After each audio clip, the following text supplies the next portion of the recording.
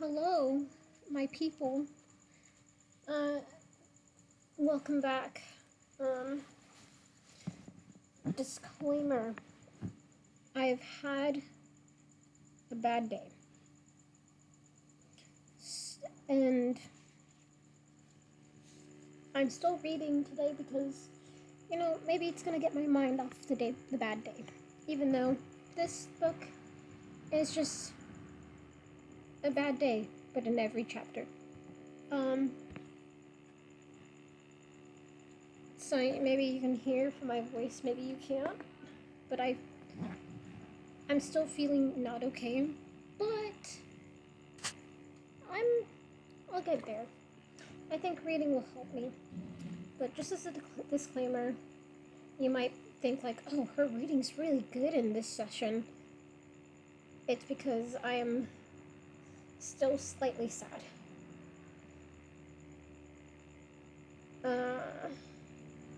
Other than that, yeah. So let me just put my laptop down right there. But yes, last off.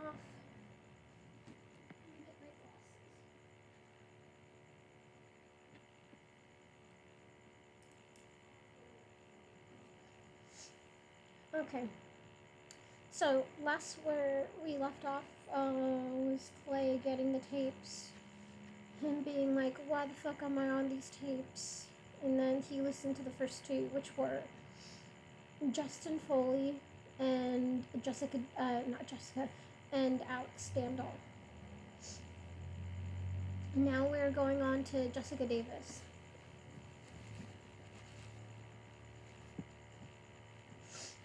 Okay.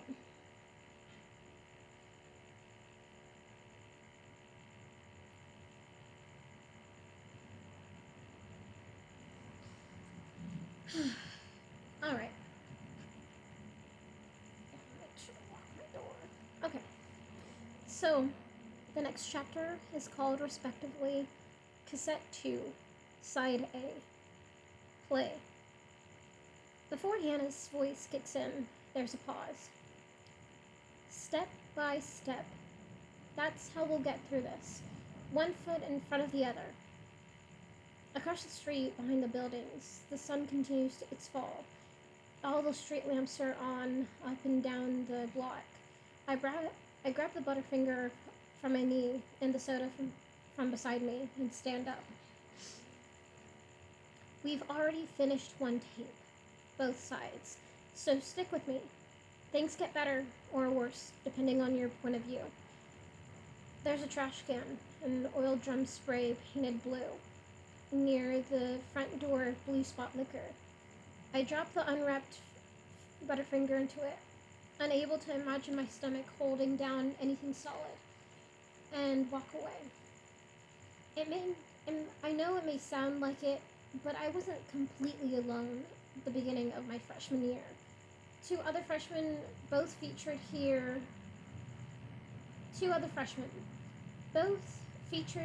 on Hannah Baker's Greatest Hits, were also new to the area. Alex Standall and Jessica Davis. And while we never became close friends, we did rely on each other those first few weeks of school. Okay, this is really weird. Because in the series, they started out as, well, they become really close friends. But let's see how this plays out. Yeah, and while we never became close friends, we did rely on each other those first few weeks of school. I twist the top off my orange soda. It hisses and I take a sip. With 1 week left of summer vacation, Miss Santilli called me at home to see if I'd meet her at school. A little new student orientation, she said.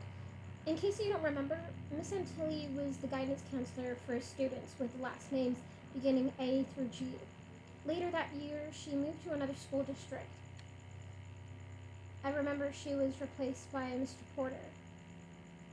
It was supposed to be a temporary position, but he's still at it. an English teacher, as well as a guidance counselor, which is very unfortunate as it turns out. But that is for another tape. An icy sweat breaks across my forehead. Mr. Porter? Does he have something to do with this? The world around me tilts and spins. I grab onto the trunk of a skinny sidewalk tree. If she had told me the real purpose of our get-together was to introduce me to another new student, I wouldn't have gone. I mean, what if we had nothing in common? Or what if I thought we had nothing in common, but she, on the other student, thought we did? Or what if the opposite happened and I thought we could become friends, but she didn't?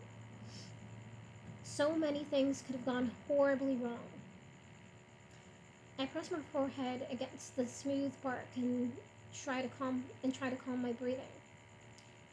But the other girl was Jessica Davis, and she didn't want to be there any more than I did. We both expected Miss Antilli to spew a bunch of psychobabble at us, which means what it takes to be a great student. How the school is made up of the best and the brightest in the state. How everyone is given the same opportunities to succeed if they're willing to try. But instead, she gave each of us a buddy. I close my eyes. I don't want to see it, but it's so clear. When rumors of Hannah's unexplained absence began spreading through school, Mr. Porter asked her class why he kept hearing her name mentioned in the halls. He looked nervous, almost sick, like he knew the answer but wanted someone to convince him otherwise. Then a girl whispered, "Someone saw an ambulance leaving her house." The moment Miss Antilli told us why we were there, Jessica and I turned to each other. Her lips parted as if she wanted to say something, but what could she say with me sitting right there?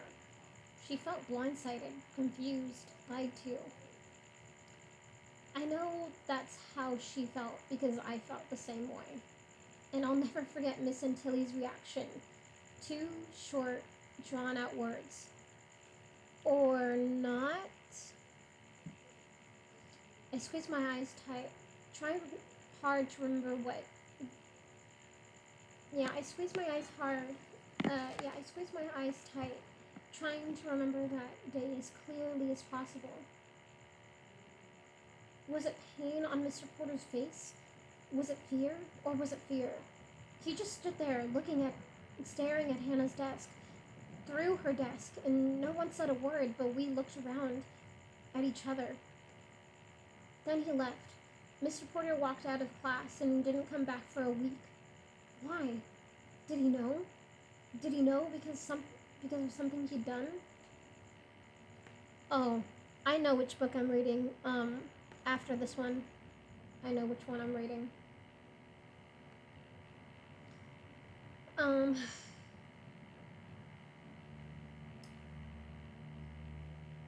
Yeah, why? Did he know? Did he know because of something he'd done? And here, to the best of my memory, is what we said. Me. "I'm sorry, Miss Antilli, I just didn't think that's why you called me in here." Jessica. "Me neither. I wouldn't have come. I mean, I'm sure Hillary and I have things in common, but I'm sure she's a great person, but me. It's Hannah." Jessica. I called you Hillary, didn't I? Sorry. Me. It's okay. I just thought you should know my name if we're going to be such fabulous friends. And then the 3 of us laughed. Jessica and I had very similar laughs, which made us laugh even harder. Miss Antilli's laugh wasn't quite as heartfelt, more of a nervous laugh, but still a laugh. She claimed to have never tried matching up friends before, and was doubtful she ever would again. But guess what? After the meeting, Jessica and I did hang out. Very sneaky, Miss Antilli. Very sneaky. We left campus, and at first the conversation felt awkward, but it was nice having someone to talk to other than my parents. A city bus pulls up on the curb in front of me. silver and blue stripes. We walked past my turnoff, but I didn't say anything. I didn't want our conversation to stop, but I didn't want our conversation to stop, but I also didn't want to invite her over because we really didn't know each other yet. So we continued walking until we reached downtown. I found out later that she did the same thing. We walked past the street where she lived in order to keep talking with me. So, where did we go? E7 on your map. Monet's Garden Cafe and Coffee House. The bus door wheezes open. Neither of us were coffee drinkers, but it seemed like a nice place to chat. Through the foggy windows, I see that almost all the seats are empty. We both got hot chocolate. She ordered it thinking it would be funny, but me, I always order hot chocolate. I've never ridden a city bus, never had a reason to, but it's getting darker and colder every minute. Pause. It doesn't cost anything to ride the bus at night, so we'll hop on. I move right by the driver without either of us saying a word to each other. She doesn't even look at me. I make my way down the center aisle, pushing my jacket against the cold, giving each button more attention than required. Any excuse to avert my eyes from other passengers. I know how I must have looked to them, confused, guilty, and the process of being crushed. I chose a bench that, as long as no one else boards, is situated between 3 or 4 empty seats all around. The blue vinyl cushion is ripped down to the middle, with the yellow stuffing inside about to burst out. I slide over to the window. The glass is cold, but resting my head against it helps me relax. Play. I honestly don't remember much of what we said that afternoon. Do you, Jessica? Because when I close my eyes, everything happens in a kind of montage. Laughing, trying hard not to spill our drinks, waving our hands while we walk. Hold on. Just 1 second. Of course that has to happen to me.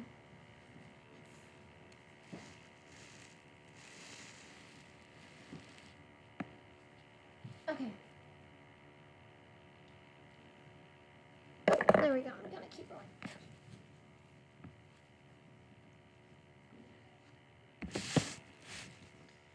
There we go.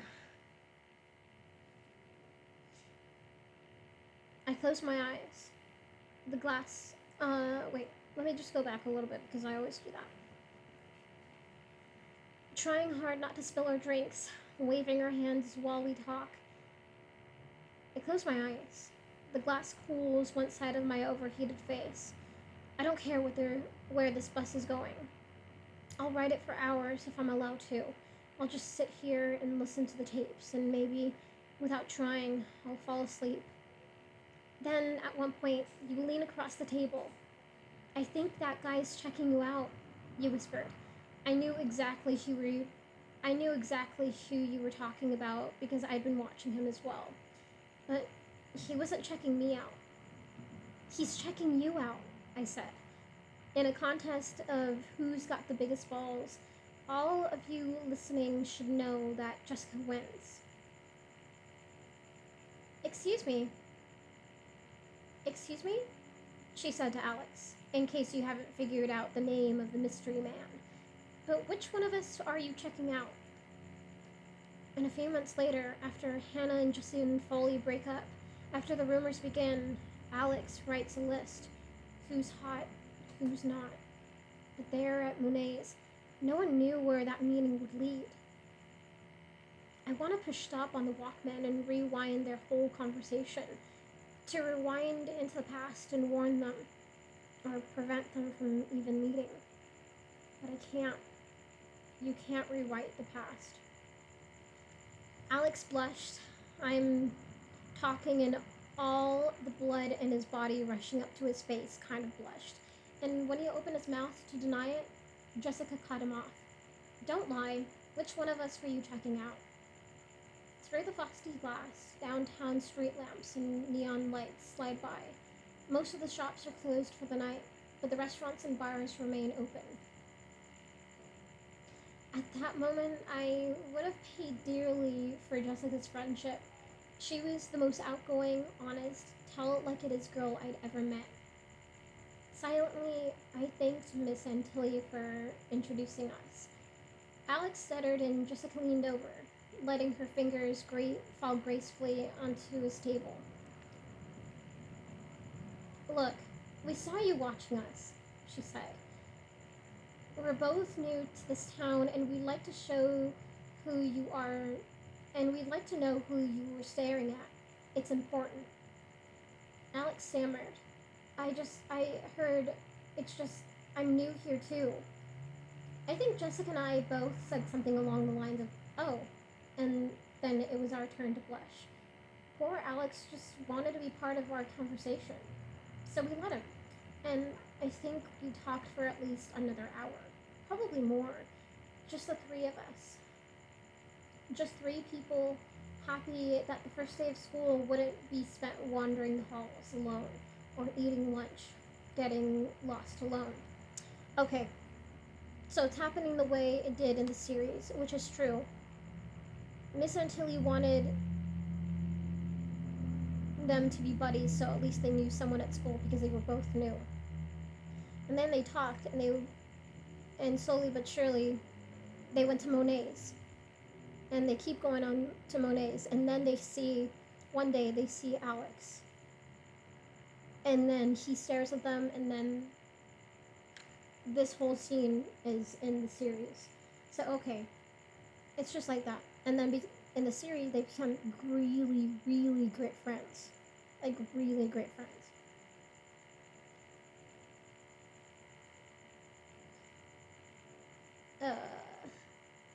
Poor Alex just wanted to be part of our conversation, so we let him.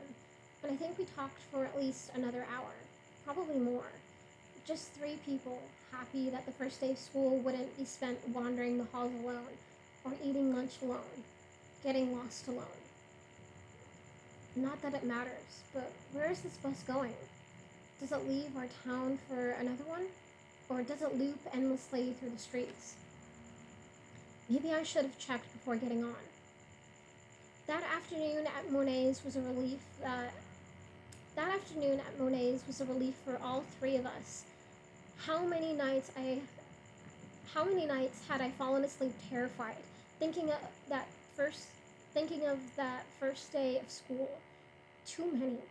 And after Monet's, none. Now I was excited. And just so you know, I never thought of Jessica or Alex as friends.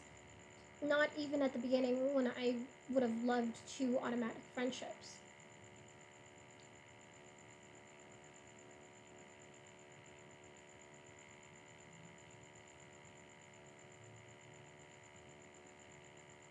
Damn, that's harsh.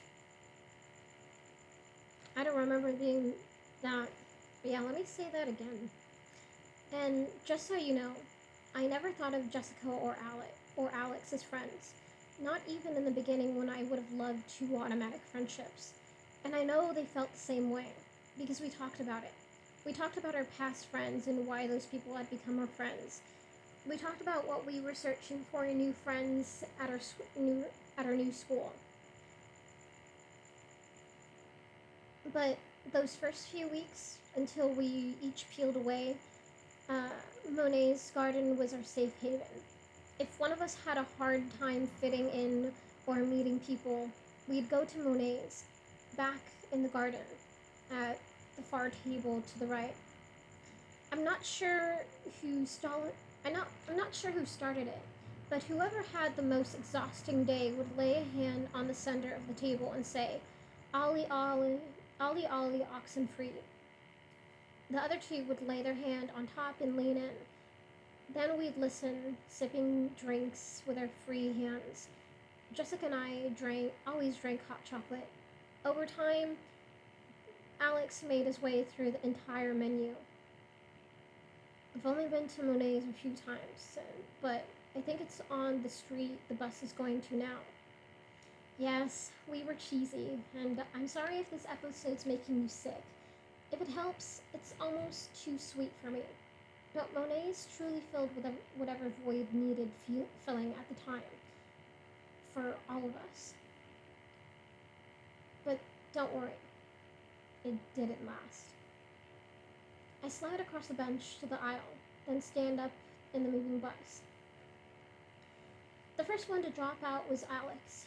We were friendly when we saw each other in the halls, but it never meant beyond that. At least, it didn't. At least with me, it didn't. Bracing my hands against the backrests, I make my way to the front of the shifting bus. Now down to the two of us, Jessica and me. The whole thing changed pretty fast. The talks became chit-chat and not much more. When's the next stop? I ask. I feel the words leave my throat, but they're barely whispers above Hannah's voice in the engine. The driver looks at me in the rearview mirror. Then Jessica stopped going, and though I went to Monet's a few more times hoping one of them might wander in, eventually I stopped going too. Until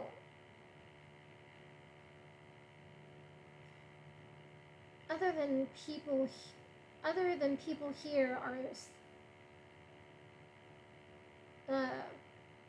only other people here are asleep, the driver says. I can watch her lips carefully to make sure I understand. I can drop you wherever you like. See, the cool thing about Jessica's story is that so much of it happens in one spot, making life much easier for those of you following the stars. The bus passes Monet's. Here's good, I say. Yes, I meet Jessica for the first time in Miss Tilly's office, but we got to know each other at Monet's. I hold myself steady as the bus decelerates and pulls to the curb.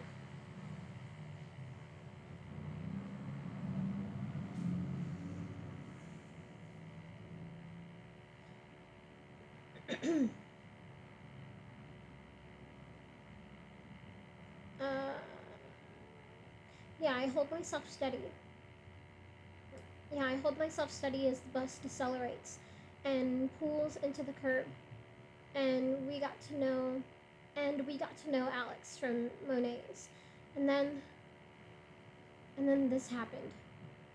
The door wheezes open. One day at school, Jessica walked up to me in the halls. We need to talk, she said. She didn't say where or why, but I knew she meant Monet's, and I thought I knew why.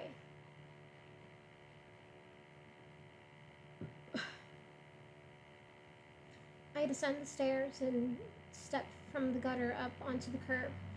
I readjust the headphones and start walking back half a block.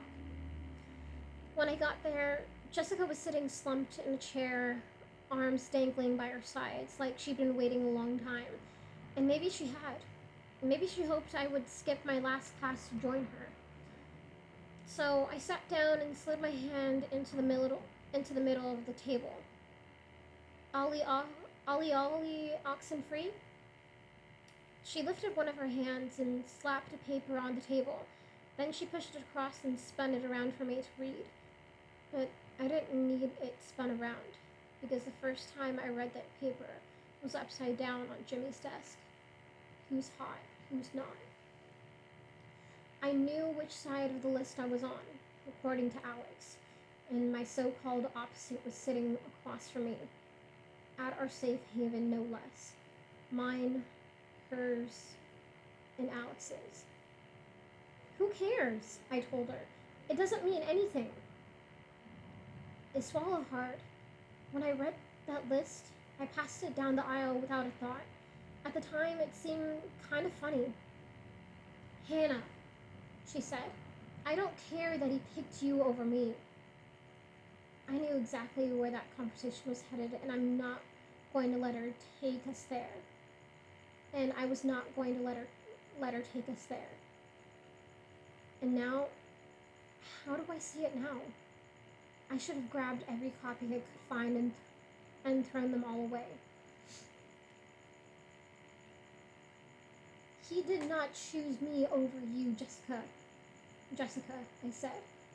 He chose me to get back at you, and you know that.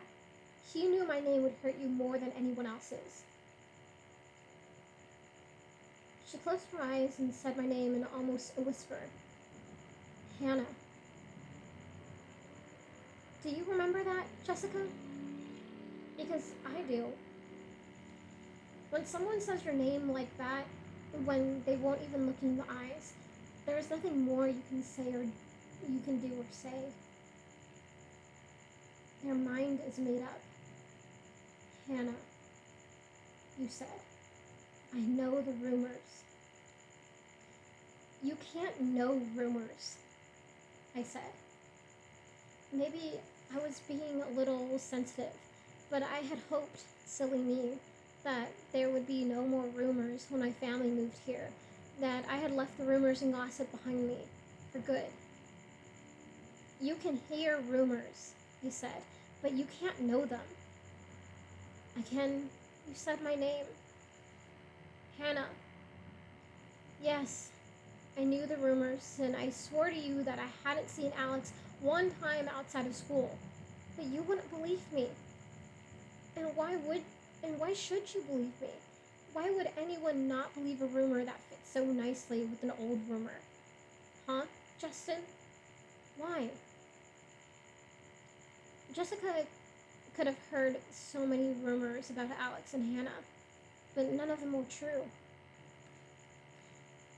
For Jessica, it was easier to think of me as bad Hannah than as the Hannah she got to know at Monet's. It was easier to accept, easier to understand.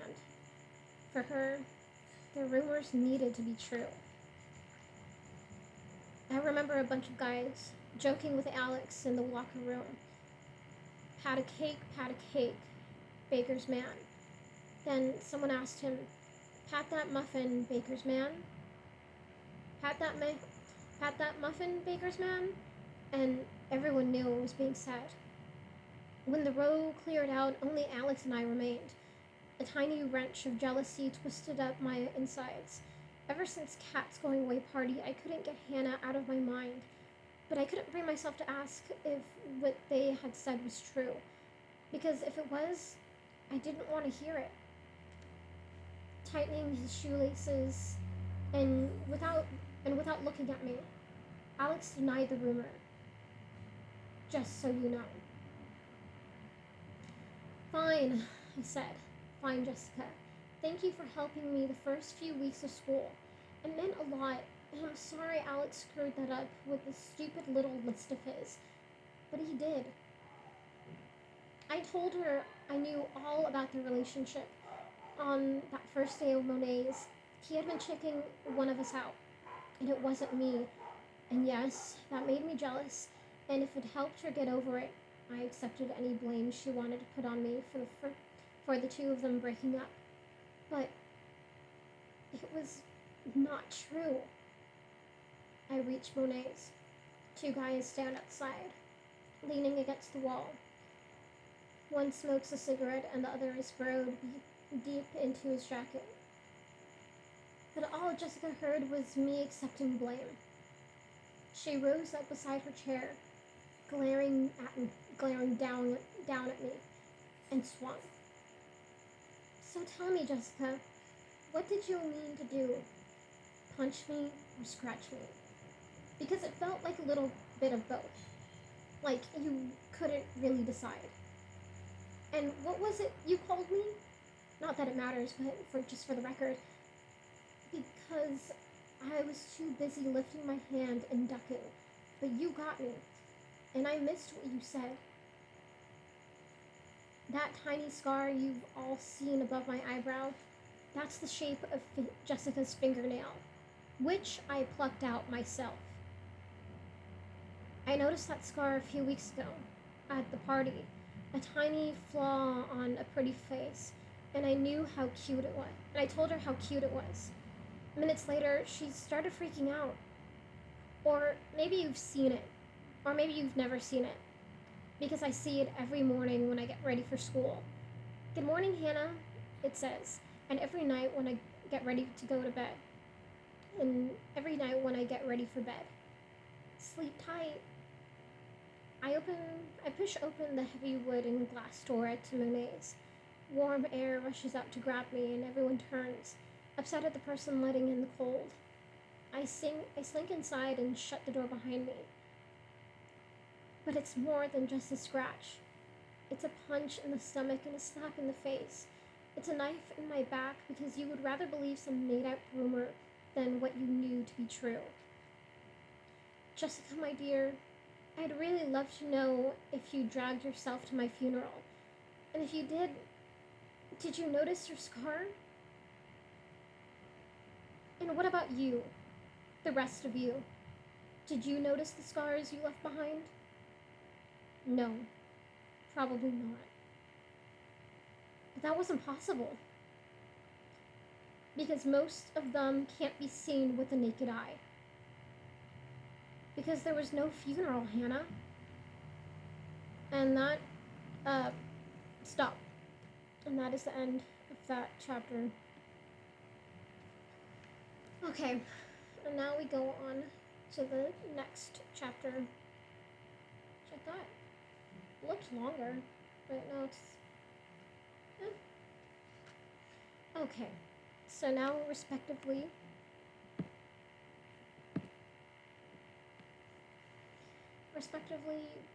the next chapter is called Cassette 2, Side B. In honor of Hannah, I should order a hot chocolate. At Monet's, they serve them with tiny marshmallows floating on top.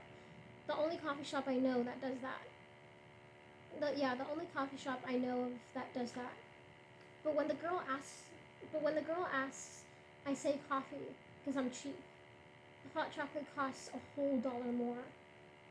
She slides an empty mug across the counter and points to the pour it yourself bar. I pour in just enough, half and half. Yeah, I pour in just enough half and half to coat the bottom of the mug.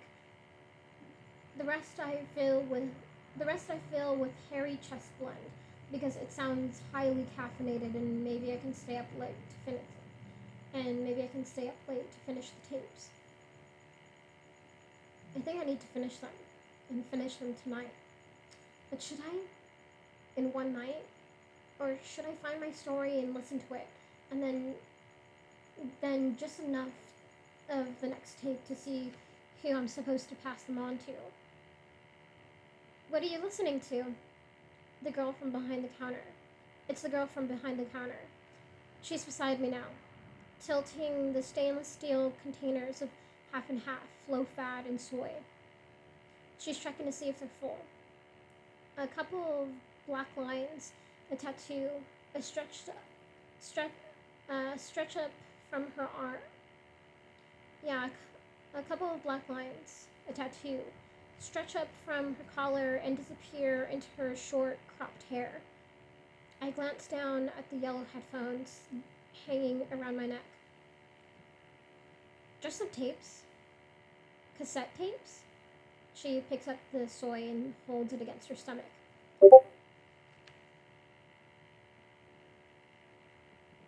The most fucked up... Yeah, how about you?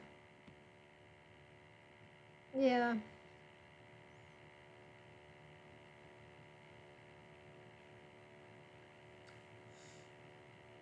No, don't restart. Not now. I will restart you later.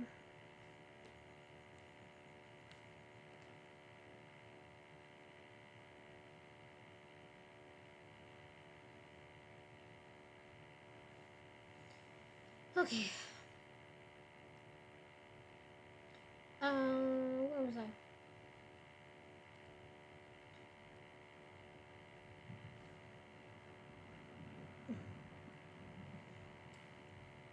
Cassette tapes? Hold on.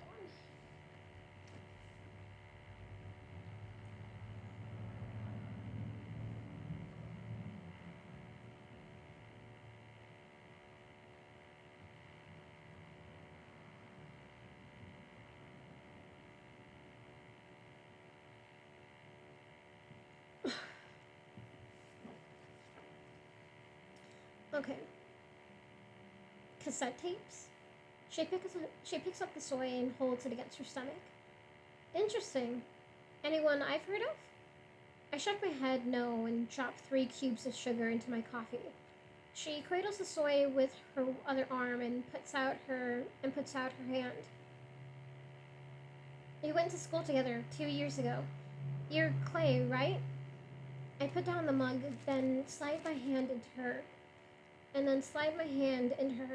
hers. Her palm is warm and soft. We had one class together, she says, but we didn't talk much. She looks a little familiar. Maybe her hair's different. You wouldn't recognize me, she says. I've changed a lot since high school.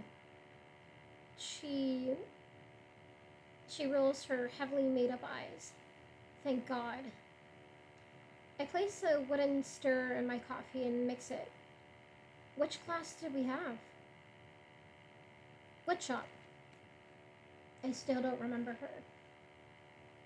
The only thing I got out of that class were splinters, she says. No, this is another person. Uh, no, he would have recognized Jessica.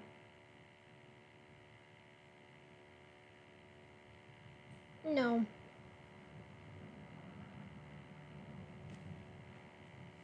no, this girl's name is. Fuck, what's her name? Does it say here?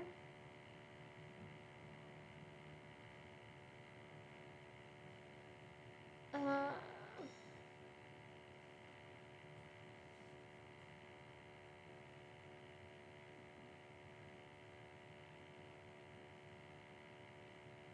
I don't remember her name. But it was something like Punky, I think.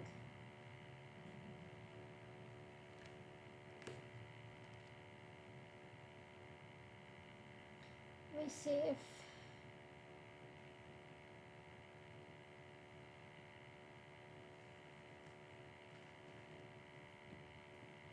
I don't know if she's gonna be relevant to the book.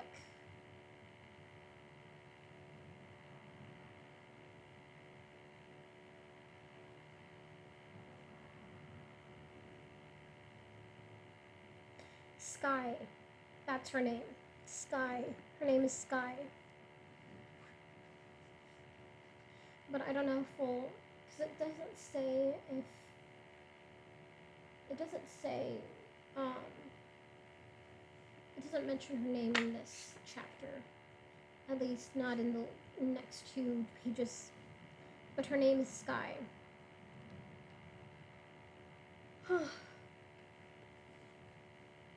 I still don't remember her. The only thing I got out of that class were splinters, she says. Oh, and I made a piano bench. Still no piano, but at least I've got a bench. Do you remember what you made? I stir my coffee. A spice rack. The creamer mixes in, and the coffee turns a light brown, with some dark coffee grounds rising to the surface. I always thought you were the nicest guy, she says. In school, everyone thought so. Kind of quiet, but that's okay. Back then, people thought I talked too much. A customer clears his throat at the counter. We both glance at him, but he doesn't look away from the drink list. She turns back to me and we shake hands again. Well, maybe I'll see you around when there's more time to talk. And then she walks back behind the counter. That's me. Nice guy Clay. Would she still say that if she heard these tapes? I head back to Monet's, toward the closed door that leads to the patio. Along the way, tables full of people stretch their legs or tilt back their chairs to form an obstacle course that begs me to spill my drink. A warm drop of coffee spills onto my finger. I watch it slide across my knuckles and drip to the floor. I rub the toe of my shoe over the spot till it disappears. And I recall, earlier today, watching a slip of paper fall outside the shoe store.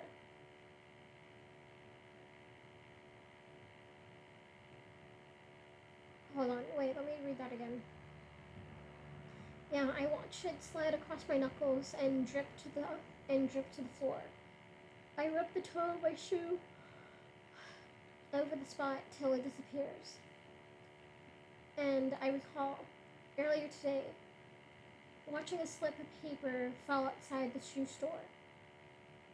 After Hannah's suicide, but before the shoebox of tapes arrived, I found myself walking by Hannah's mom and dad's shoe store many times. Oh, so in the book they had a shoe store, but in the series they had like a drugstore, pharmacy store kind of thing. Huh, shoe store. Interesting. Yeah, I found myself walking by Hannah's mom and dad's shoe store many times. It was that store that brought her to town in the first place. After 30 years in business, the owner of the store was looking to sell and retire, and Hannah's parents were looking to move. I'm not sure why I walked by there so many times. Maybe I was searching for a connection to her, some connection outside of school, but it's the only one I could think of, looking for answers to questions I didn't know how to ask, about her life, about everything. I had no idea the tapes were on their way to explain it all. The day after her suicide was the first time I found myself at their store, standing outside the front door. The lights were out. A single sheet of paper taped to the front window said, "We'll be open soon," in thick black marker. It was written in a hurry, I figured. Yeah, because it says, "Well be open soon." And yeah, that's what it actually says, but I didn't think he'd explain why it's like that. Yeah, a single sheet of paper taped to the front window said, "Well be back. Well be open soon," in thick black marker. It was written in a hurry, I figured. They just forgot the apostrophe. On the glass door, a delivery man had left a self-adhesive note among a list of other options. "We'll try again tomorrow," was checked. A few days later, I went back. Even more notes were stuck to the glass.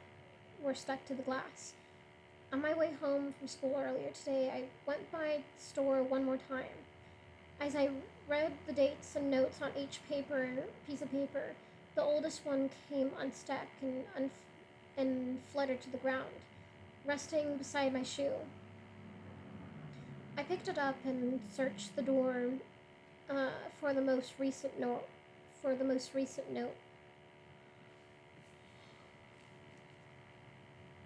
Ugh.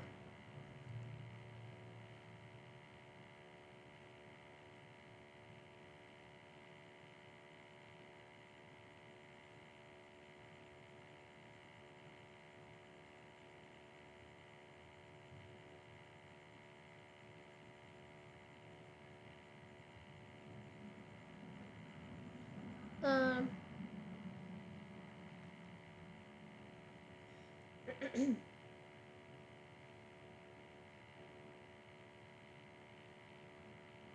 Yeah, sorry, I just got lost for a second.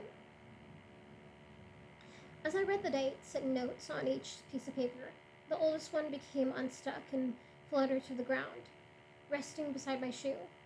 I picked it up and searched the door for the most recent note. Then I lifted a corner of that note and stuck the older one beneath it. "They'll be back soon," I thought. They must have taken her home for the burial, back to her old town. Unlike old age or cancer, no one anticipates a suicide. They simply left without a chance to get things in order. I opened the patio door at Monet's, careful not to spill any more of my coffee. Around the garden, to keep the atmosphere relaxed, the lights are kept low. Every table, including Hannah's in the far back corner, was occupied. 3 guys in baseball caps sit there, hunched over the textbooks and notebooks, none of them talking. I go back inside and sit at a small table near a window. It overlooks the garden, but Hannah's table is hidden by a brick column choked with ivy. Yeah, I go back inside and sit at a small table near a window. It overlooks the garden, but Hannah's table is hidden by a brick column choked by ivy. I take a deep breath. As the stories go by one, I find myself relieved when my name isn't mentioned, followed by a fear of what she hasn't yet said, of what she's going to say when my turn comes. Because my turn is coming. I know that, and I want it to be over with. What did I do to you, Hannah? Play. While I wait for her words, I stare out the window. It's darker outside than in here. When I pull my gaze and focus my eyes, I can see my own reflection in the glass, and I look away.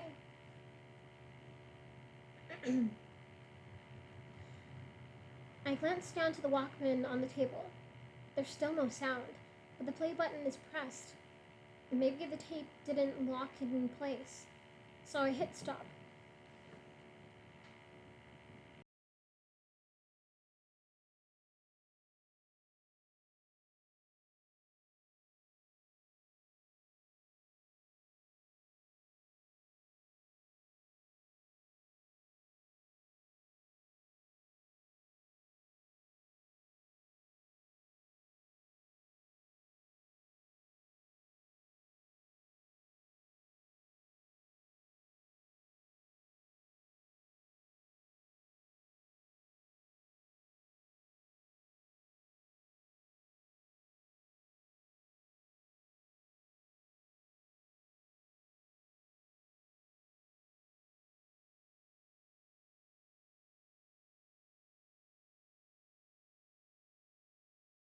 Okay, I'm back.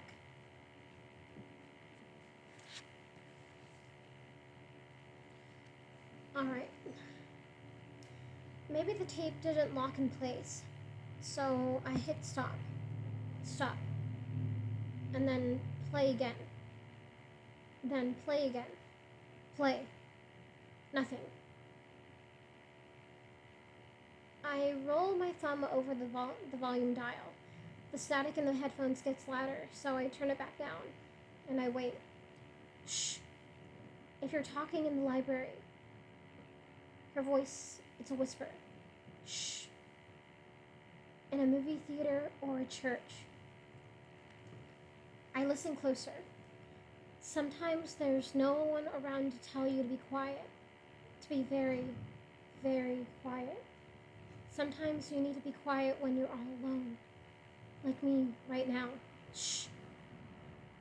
At the crowded tables that fill the rest of the room, people talk, but the only words I understand are Hannah's. The other words.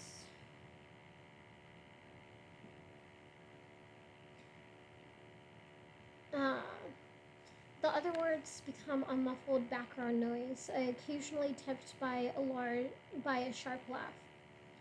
For example, you'd better be quiet, extremely quiet, if you're going to be yeah, for example, you'd better be quiet, extremely quiet, if you're going to be a peeping Tom. Because what if they heard? I let out a breath of air. It's not me. Still not me.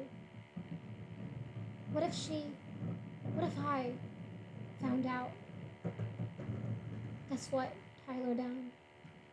I found out. I lean back in my chair and close my eyes. I feel so sorry for you, Tyler. I do. Everyone else on these tapes so far must feel a little relieved. They came off as liars and jerks or insecure people lashing out at others. But your story, Tyler, it's kind of creepy. I take my first sip of coffee. A peeping Tom? Tyler? I never knew. And I feel a little creepy telling it to you. Why? Because I'm trying to get closer to you, Tyler. I'm trying to understand the excitement of staring through someone's bedroom window. watching someone who doesn't know they're being watched, trying to catch them in the act of what were you trying to catch me in the act of, Tyler? And were you disappointed or pleasantly surprised? Okay, a show of hands, please. Who knows where I am? Who knows where I am? I set down the coffee, leaned forward, and tried to imagine her recording this. Where is she? Who knows where I'm standing right now? Then I get it and shake my head, feeling so embarrassed for him. If you said outside Tyler's window, you're right, and that's A4 on your maps. Tyler's not home right now, but his parents are, and I really hope they don't come outside. Fortunately, there's a tall, thick bush just below his window, similar to my own window, so I'm feeling pretty safe. How are you feeling, Tyler? I can't imagine what it was like for him to mail out these tapes, to know he was sending a secret into the world.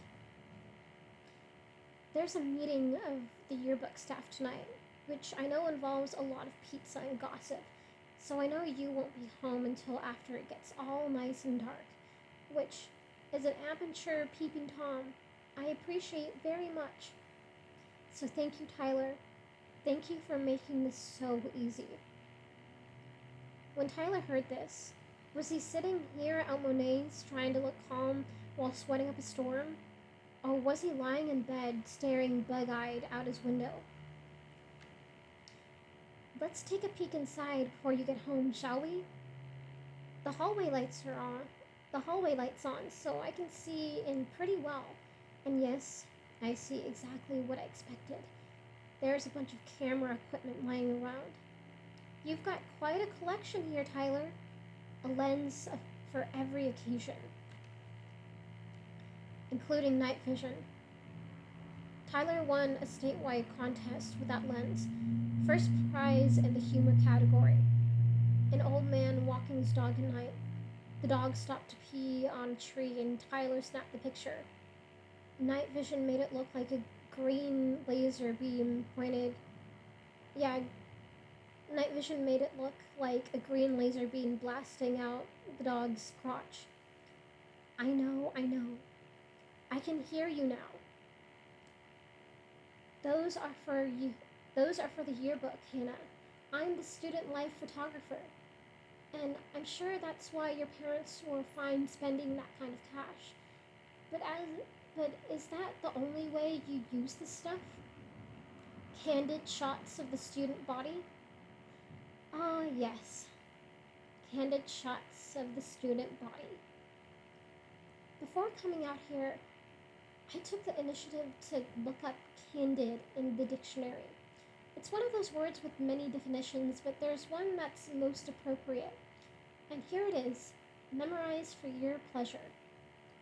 Relating to photography of subjects acting naturally and spontaneously without being posed. So tell me, Tyler, those nights you stood outside my window, was I spontaneous enough for you? Did you catch me in all my natural, unposed... Wait, did you hear that? Wait, did you hear that? I sit up, I sit up and lean my elbow on the table. A car coming up the road. I cup my hands over my ears. Is it you, Tyler? It sure is getting close, and there are the headlights. I can hear it, just under Hannah's voice, the engine. My heart definitely thinks it's you. My God, it's pounding. The car's turning up the driveway. Behind her voice, tires roll across pavement. The engine idles. It's you, Tyler. It's you. You haven't stopped the engine, so I'm going to keep talking. And yes, this is exciting. I can definitely see the thrill. It must have been terrifying for him to hear this, and it must be hell knowing he's not the only one. Okay, listeners, ready? Car door and shh. A long pause. Her breathing is soft, controlled. A door slams. Keys, footsteps. Another door unlocks. Okay, Tyler. Here's the play-by-play. You're inside the house with the door shut. You're either checking in with mom and dad, saying everything went great and this is going to be the best yearbook ever, or they didn't buy enough pizza and you're heading straight for the kitchen. As we wait, I'm going to go back and tell everyone how this all begun. And if I'm wrong with the timeline, Tyler, find the other people on these tapes and let them know that you started peeping way before I caught you. You'll do that, right? All of you? You'll fill in the gaps. Because every story I'm telling leaves so many unanswered questions. Unanswered? I would have answered any question, Hannah, but you never asked. For example, how long were you stalking me, Tyler? How did you know my parents were out of town that week? Instead of asking questions, that night at the party, you started yelling at me. Okay, confession time. The rule around my house when my parents are away is that I'm not allowed to date. They're feeling though they won't be they're feeling though they won't bring themselves to say it, is that I might enjoy the date too much and ask the boy to come inside. In previous stories, I told you that the rumors you've all heard about me weren't true, and they're not. But I never claimed to be a goody two-shoes. I did go out when my parents weren't home, but only because I could stay out as long as I wanted. And as you know, Tyler, on the night this all begun, the boy I went out with walked me all the way to my front door. He stood there while I pulled out my keys to unlock the door. Then he left. I'm afraid to look, but I wonder if people at Monet's are staring at me. Can they tell, based on my reactions, that it's not music I'm listening to? Or maybe no one's noticed. Why would they? Why should they care what I'm listening to? Tyler's bedroom light is still off, so either he's having a detailed conversation with his parents, or he's hungry. Fine, have it your way, Tyler. I'll keep talking about you.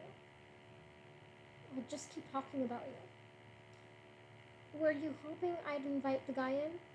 Or would that have made you jealous? I stir my coffee with a wooden stick. Either way, after I went inside alone, I washed my face and brushed my teeth, and the moment I stepped into my room, click. We all know the sound a camera makes when it snaps a picture. Even some of the digitals do it for nostalgia's sake. And I always keep my window open, about an inch or two to let in the fresh air, which is how I knew someone was standing outside. But I denied it. It was way too creepy to admit to myself. On the very first night of my parents' vacation, I was only freaking myself out. I said,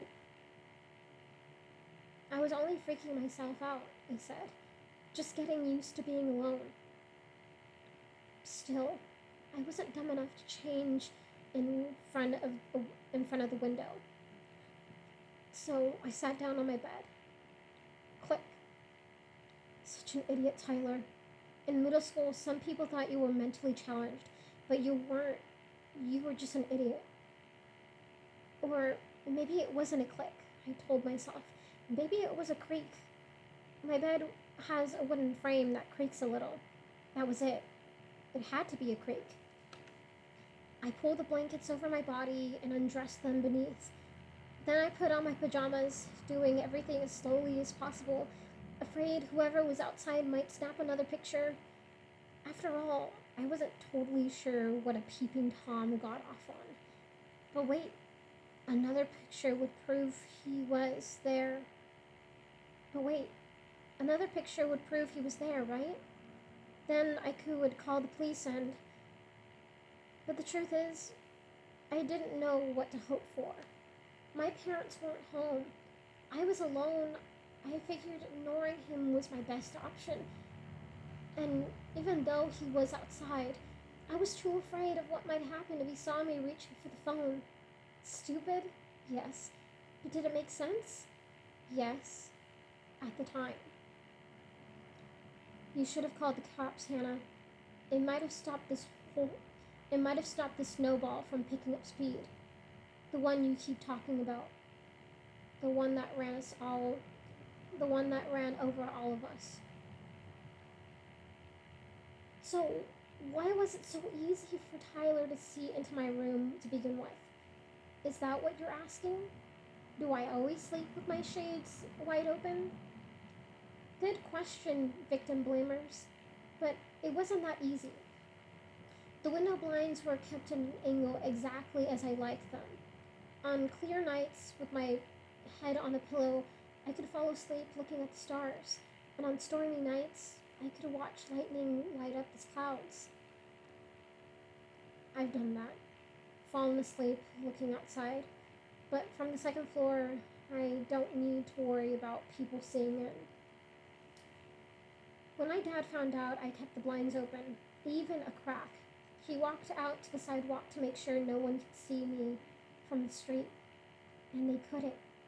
So he walked from the sidewalk straight across the yard up to my window. And what did he find?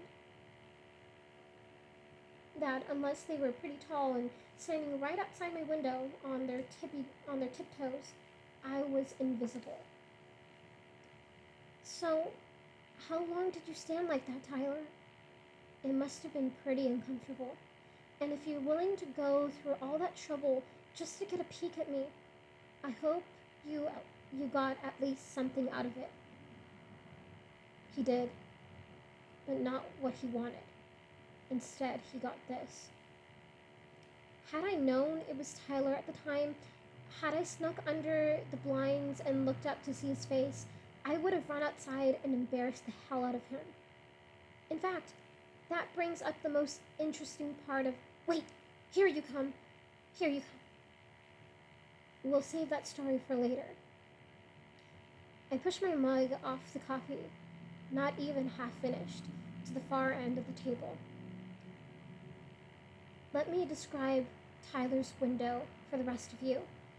The shades are always drawn down, yet I can see in. They're made of bamboo or fake bamboo, and even in between each stick are varying amounts of space. If I stand on my tiptoes, like Tyler, I can reach a fairly wide open gap and see in. Okay, he's turning on the light in. He shuts the door. He's sitting on the bed. He's yanking off his shoes and now his socks. I groan. Please don't do anything stupid, Tyler. It's your room. You can do what you want. But don't embarrass yourself anymore. Maybe I should warn him. Give him a chance to hide. To undress underneath the covers. Maybe I should tap on the window or pound or kick on the wall. Maybe I should give him the same paranoia he gave me.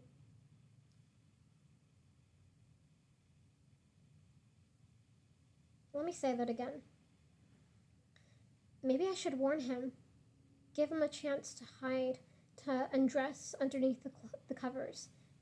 Maybe if I tap on the window, or pound or kick on the wall, maybe I should give him the same paranoia he gave me. She's getting louder. Does she want to get caught? After all, that's why I'm here, right? Revenge? No. Revenge would have been fun. Revenge in a twisted way. would have given me some sense of satisfaction. But this, standing outside Tyler's windows, satisfies nothing. My mind is made up. So why? Why am I here? Well, what have I said? I just said I'm not here for me. And if you pass the tapes on, no one no one but those of you on the list will ever hear what I'm saying. So why am I here? Tell us, please, Hannah. Tell me why I'm listening to this. Why me? I'm not here to watch you, Tyler. Calm down. I don't care what you're doing. In fact, I'm not even watching you right now. My back's turned against the wall and I'm staring at the street. It's one of those streets with. It's one of those streets. Yeah, it's one of those streets with trees on either side. Their branches meeting high above, like fingertips touching. Sounds poetic, doesn't it? I even wrote a poem once comparing streets like this to my favorite childhood rhyme. Here is the church. Here's the steeple. Open it up, yada yada yada. One of you even read that poem. One of you even read that poem I wrote. We'll talk about that later. Again, it's not me. Again, it's not me. I didn't even know Hannah wrote poetry. But I'm talking about Tyler now. And I'm still on Tyler's street. His dark and empty street. He just doesn't know I'm here. Yet. So let's wrap this up before he goes to bed.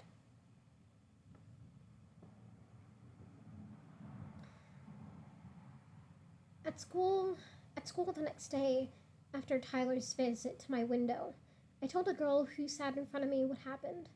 This girl's known for being a good listener and sympathetic, and I wanted someone to be afraid for me. I wanted someone to validate my fears. Well, she was definitely not the girl for that job. This girl's got a twisted side that very few of you know about. A peeping Tom? She said. You mean a real one? I think so, I told her. I always wondered what that'd be like, she said. Having a peeping Tom is kind of, I don't know, sexy? Definitely twisted. But who is she? And why do I care? She smiled and raised an eyebrow. Do you think he'll come back? Honestly, the thought of him coming back never occurred to me, but now it was freaking me out. What if he does? I asked. Then you'll have to tell me about it, she said. Then she turned back around, ending our conversation. Now, this girl and I had never hung out. We took a lot of the same electives. We were nice to each other in class, and sometimes we talked about hanging out, but we never did. Here, I thought, was a golden opportunity. I tapped her on the shoulder and told her that my parents were out of town. How would she like to come over and catch a peeping Tom? After school, I went home with her to grab her stuff. Then she came over to my house. Since it was a weeknight and she was probably going to be out late, she told her parents we were working on a school project. God, does everyone use that excuse? We finished our homework at the dining room table and waiting for it to get dark outside. Her car was parked out front as bait. 2 girls. Irresistible, right? I squirmed a little, shifting in my seat. We moved into my bedroom and sat cross-legged on the bed, facing each other, talking about everything imaginable. To catch our peeping Tom, we knew we needed to keep the quiet talk. To catch our peeping Tom, we knew we needed to keep the talking quiet. We needed to hear that first click. Her mouth dropped open. Her eyes, I've never seen them that happy. She whispered for me to keep talking. Pretend you didn't hear. Just play along. I nodded. Then she covered her mouth and ad-libbed. Oh my god. You let him touch you where? We gossiped for a couple minutes, trying to hold back any inappropriate laughter. That kind of the kind of thing that would have given us away. But the clicking stopped and we were running out of things to gossip about.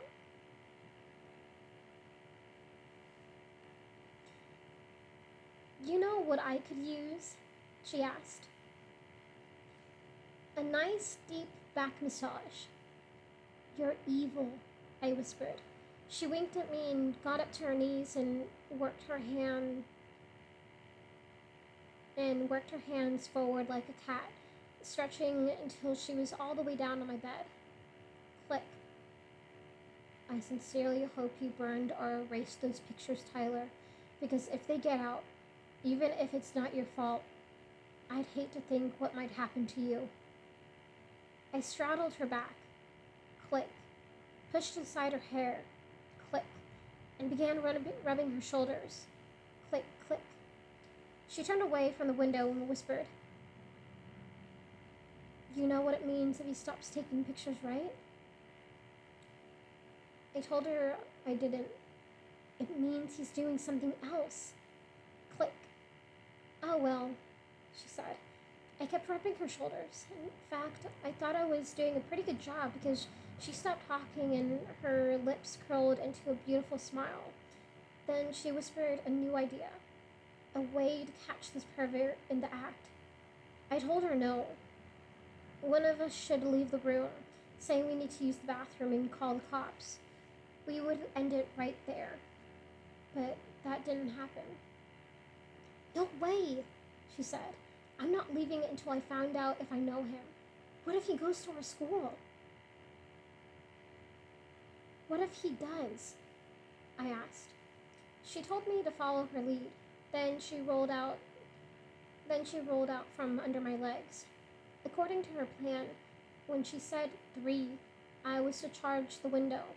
But I thought the peeping Tom might have left. Might have gotten scared because there hadn't been a click since I climbed off of her. It's time for some body lotion, she said. Click. That sound sent my anger through the roof. Okay, I can play this game, I thought. Look in my top drawer. I pointed to the drawer nearest the window and I nodded. Yeah, she pointed to the drawer nearest the window and I nodded. Beneath my arms, my shirt is slightly damp. I shift uncomfortably in my seat again. God, I can't stop listening. She pulled open the drawer, looked inside, and covered her mouth. What? There was nothing in my drawer worthy of a reaction like that. There was nothing in my whole room worthy of that. I didn't know you were into this, she said, nice and loud. We should use it together. Okay, I said. She reached into the drawer, pushed some things around, then covered her mouth again. Hannah, she said, how many of these do you have? You are definitely a naughty girl. Click, click. Very clever, I thought. Why don't you count them? So she did. Let's see now. Here's 1 and 2. I slid one foot off the bed. 3! I jumped out the window and yanked the cord. The blinds flew up. I looked for your face, but you were moving so fast. The other girl, she wasn't looking at your face, Tyler. Oh my God, she screamed. He's cramming his dick in his pants. Tyler, wherever you are, I'm so sorry. You deserve this, but I'm sorry. So So, who were you? I saw your height and your hair, but I couldn't see your face clearly enough. Still, you gave yourself up, Tyler. The next day at school, I asked so many people the exact same question. Where were you last night? Some said they were at home or at a friend's house or at the movies. None of your business. But you, Tyler, you had the most defensive and interesting response of all. What, me? Nowhere. And for some reason, telling me you were nowhere made your eyes twitch and your forehead break into a sweat. You are such an idiot, Tyler. Hey, at least you're original, and at least you stopped coming around my house. But your presence, Tyler, that never left. After your visits, I twisted my blinds shut every night. I locked out the stars and I never saw lightning again. Each night, I simply turned out the lights and went to bed. Why didn't you leave me alone, Tyler? My house, my bedroom, they were supposed to be safe from me, safe from everything outside. But you were the one who took that away. Well, not all of it. Her voice trembles. But you took away what was left. She pauses, and within that silence, I realize how intensely I've been staring at nothing, staring in the direction of my mug on the far end of the table, but not at it. I want to, but I'm too intimidated to look at people around me. They have to be watching me now, trying to understand the pained look on my face, trying to figure out who this poor kid is listening to outdated audio tapes.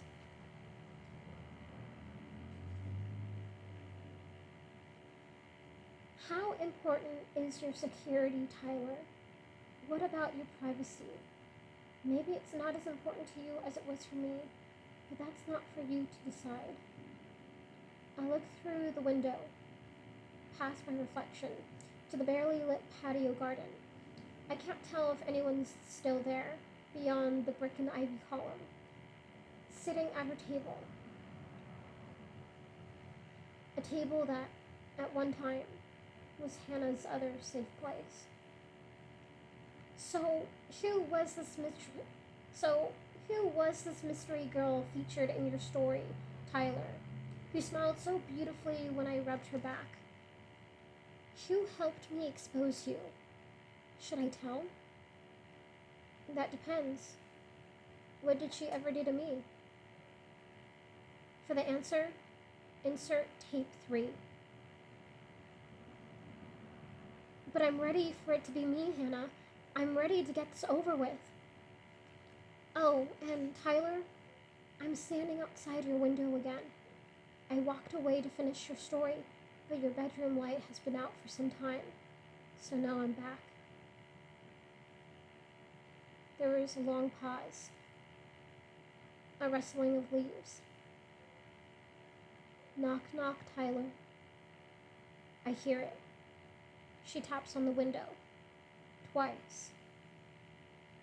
Don't worry. You'll find out soon enough. Stop. I slip off the headphones, wrap the yellow cord tightly around the Walkman, and tuck it into my jacket pocket. Across the room, Monet's shelf is loaded with old books, discards mostly. Paperback westerns, new age, sci-fi. Carefully weaving through the crowded tables, I walk over to it. A massive thesaurus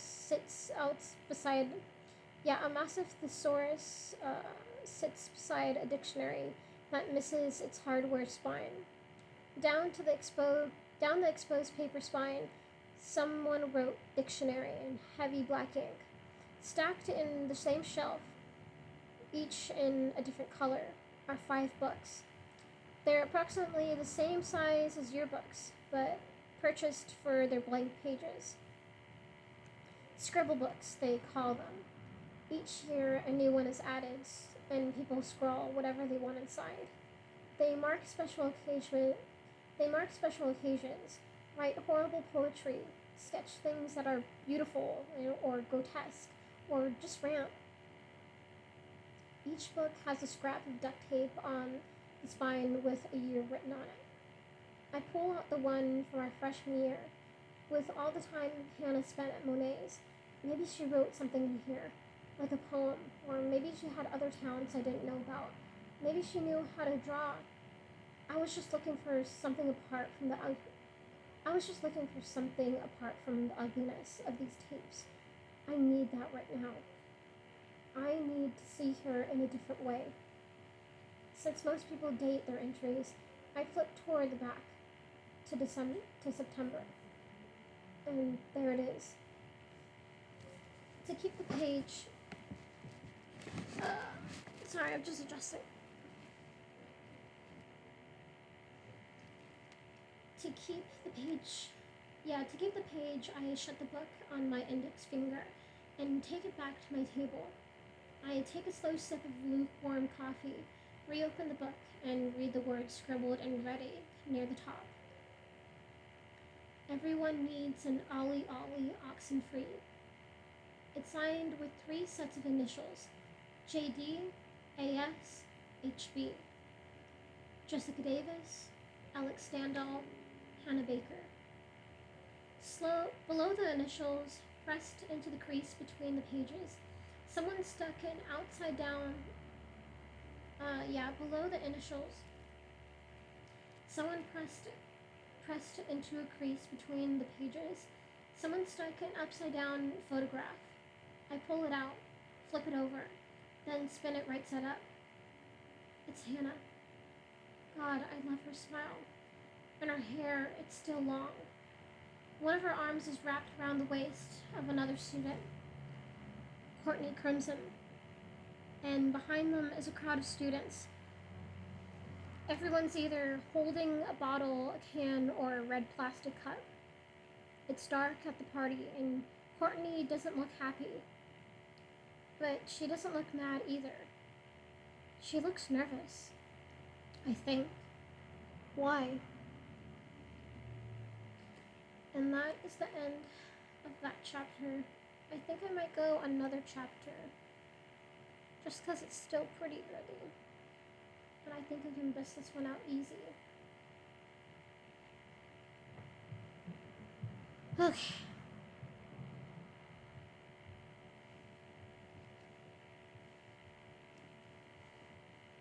So, let's take a swig of water first.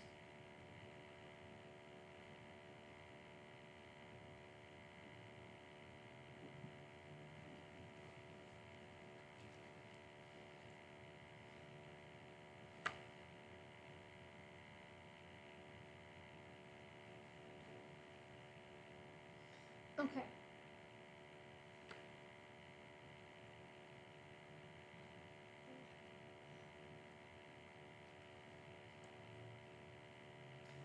So, respectively,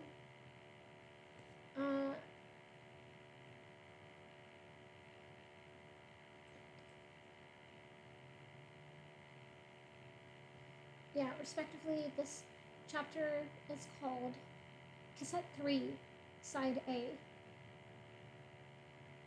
Play. Courtney Crimson. What a pretty name. And yes, a very pretty girl as well. Pretty hair, pretty smile, perfect skin. And you're also very nice. Everyone else says so. I stare at the picture in the scribble book. Hannah's arm around Courtney's waist at some random party. Hannah is happy. Courtney is nervous. But I have no idea why. Yes, Courtney, you're sweet to everyone you meet in the halls. You're sweet to everyone as they walk with you to your car after school. Yeah, you're sweet to everyone as they walk with you to your car after school. I sip my coffee, which is getting cold. You're definitely one of the most popular girls in school. And you're just so sweet, right? Wrong. I pound back the coffee to empty the mug. Yes, my dear listeners, Courtney is nice to whomever she comes in contact with or whomever she's talking to. And yet, ask yourselves, is it all a show? I carry my mug to I carry my mug to the pour it yourself bar to refill for a refill. I think it is. Now, let me tell you why. First off, to everyone listening, I doubt Tyler will let you see the pictures he took of me giving Courtney a back rub. The container of half and half slips from my grip and clatters to the counter. I catch it before it falls to the I catch it before it falls to the floor. Then I look over my shoulder. The girl behind the register tips her head back and laughs. Courtney's the one from Hannah's room? Hannah takes an extra long pause. She knows that info needs to sink in. If you have seen this pic- if you have seen these pictures, lucky you. I'm sure they're very sexy, but as you know now, they're also very posed. Posed. What an interesting word to sum up Courtney's tale. Because when you're posed, you know someone's watching. You put on your very best smile. You let your sweetest personality shine. Unlike Courtney's photo in the scribble book. And in high school, people are always watching. So there's always a reason to pose. I press the top of the urn and a steam of dark coffee spills into the mug. I don't think you do this intentionally, Courtney, and that's why I put you on... Yeah, I don't think you do this intentionally, Courtney, and that's why I put you on these tapes. To let you know that what you do affects others. More specifically, it affected me. Courtney does come off as genuinely sweet. Hearing her story here on these tapes must have killed her. A shiver crawls up my back. Killed her. A phrase I will now drop from my vocabulary. Courtney Crimson. The name sounds almost too perfect, and as I said, you look perfect too. The only thing left is to be perfect. With my coffee, cream, and sugar cubes mixed, I return to my table. So that's where I give you credit. You could have taken the bitch route and still had all the friends and boyfriends you could handle. But instead, you took the sweet route. So everyone would like you and not a soul would hate you.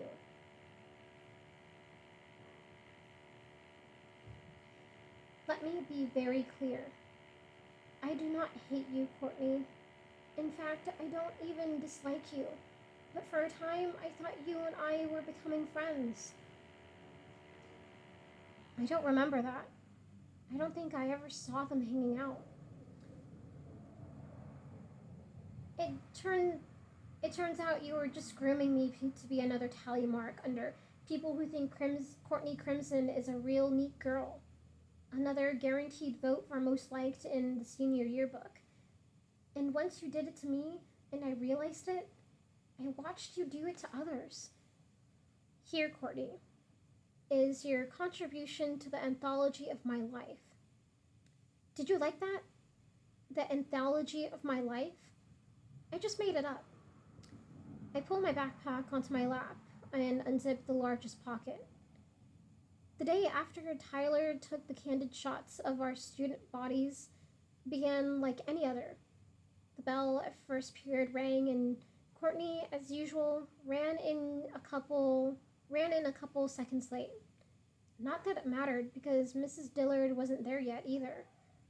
Also not unusual. I remove Hannah's map and unfold it on the small table. When you were done chatting to the person in front of you, Courtney, I tapped you on the shoulder. The moment you looked into my eyes, we both began laughing. We spoke a bunch of two to we spoke a bunch of 2 or 3 word sentences, but I don't remember who said what, because whatever you said were my thoughts as well. So weird. I know. What the hell? Can you imagine? So funny. Then, when Mrs. Dillard family came in, you turned around to face the front of the room, and when class was over, you left. I searched the map for the red star at Tyler's house. Part of me feels strange about keeping such a loose track of Hannah's story. Like, I'm obsessed. Too obsessed. While another part of me wants to deny the obsession. It wasn't until I stepped into the hall on my way to second period that I thought, wait a second. Wait a sec. She didn't say goodbye. I'm just doing what she asked. That's not obsession. It's respect. I'm living out her last requests. Did you say goodbye on any other day? No, not often. But after the previous night, this time it felt intentional. I guess I thought that after what we'd experienced less than 24 hours before, we would now be more than just casual acquaintances. A4. A red star in Tyler's house. But that evidently is what we'd but that evidently is what we'd become once again. We said hello in the halls, and sometimes you said goodbye to me after class, but never more than you said it to anyone else. Until the night of the party. Until the night you needed me again. I need pause. I need a moment to catch up. I can't listen anymore till I do that. I slip off the headphones, hang them around my neck. The girl I took woodshop with walks around with a plastic tub, gathering mugs and plates from empty tables. I look away toward the dark window when she clears the place next to me. Her reflection glances my way several times, but I don't turn around. When she leaves, I sip my coffee and try my hardest not to think. I just wait. 15 minutes later, a bus drives by the front door of Monet's, and the waiting's over. I grab the map, toss my backpack over my shoulder, and run out the door. The bus is stopped at the far corner. I race down the sidewalk, up the bus steps, and find an empty seat near the middle. The driver looks at me in the rearview mirror. I'm ahead of schedule, he says. We'll be sitting here a couple minutes. I nod, press the headphones into my ears, and look out the window. Play. Let me tell you that there is a much bigger, more important party later in the tapes. Is that it? Is that where I come in? But this is the party that brings Courtney into the mix. I was at school, backpack on my shoulder, heading out of first period when you grabbed my hand. Hannah, wait up, you said. How are you? Your smile, your teeth, flawless. I probably said fine or good, how are you, but truthfully, I didn't care, Courtney. Every time our eyes caught each other in a crowded hall, and I watched your gaze jump to someone else, I lost a little more respect for you. And sometimes I wondered how many people in that one hallway felt the same. You went on to ask if I'd heard about the party later that night. I said I had, but I didn't feel like going, and wandering around looking for someone to talk to.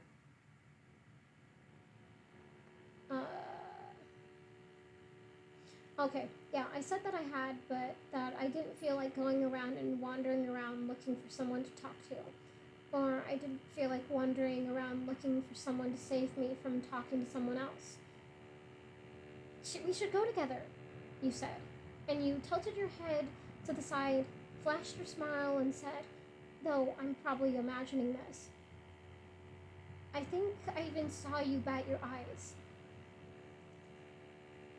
Yeah, that's Courtney. No one can resist her, and she flirts with everyone. Why? I asked. Why should we go to a party together?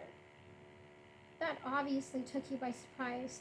I mean, you are who you are, and everyone wants to go to a party with you. To at least be seen entering a party with you. Everyone. Boys, girls, it doesn't matter. It's the kind of admiration people have for you. Have or had? Because I have a feeling that's about to change. Most of them, unfortunately, don't realize how careful you planned that image. You repeated my question. Why should we go to a party together? Hannah, so we can hang out. I asked you why you wanted to hang out after ignoring me for so long. But of course you denied ignoring me at all. You said I must have misread things, and the party would be a good chance to get to know each other better. And although I was still suspicious, you are who you are, and everyone wants to go to a party with you. But you knew, Hannah. You knew, but you still went. Why? Great, you said. Can you drive? And my heart tumbled a little. But I pulled it back up and ignored my suspicions once again. Sure, I said. What time? You flipped open your notebook and ripped out a piece of paper. In tiny blue letters, you wrote your address, the time, and your initials, CC. You handed the paper to me. You handed me the paper. Said, "This is going to be great," and then gathered up your stuff and left. The bus door slides shut, and we pull away from the curb. Guess what, Courtney? On your way out the door, you forgot to say goodbye. So, here's my theory as to why you wanted to go to a party with me. You knew I was pissed at being ignored by you. At the very least, you knew I was hurt. And that was not good for your flawless reputation. That had to be fixed. D4 on your map, everybody. Courtney's house. I reopened the map.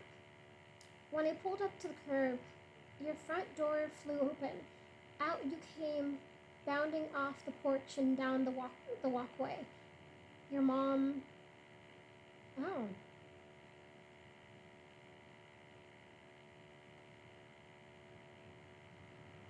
That's interesting. Courtney Crimson in the series, she had two gay dads. This is interesting.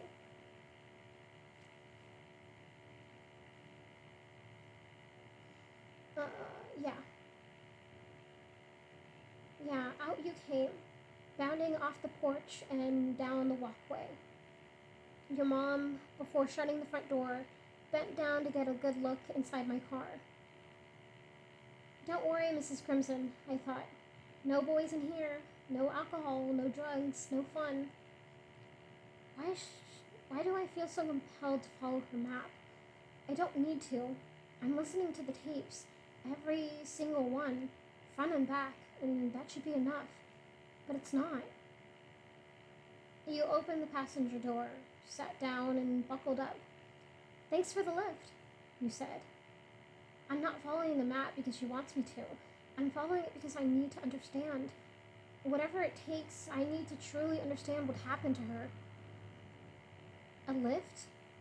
Already having doubts about why you invited me.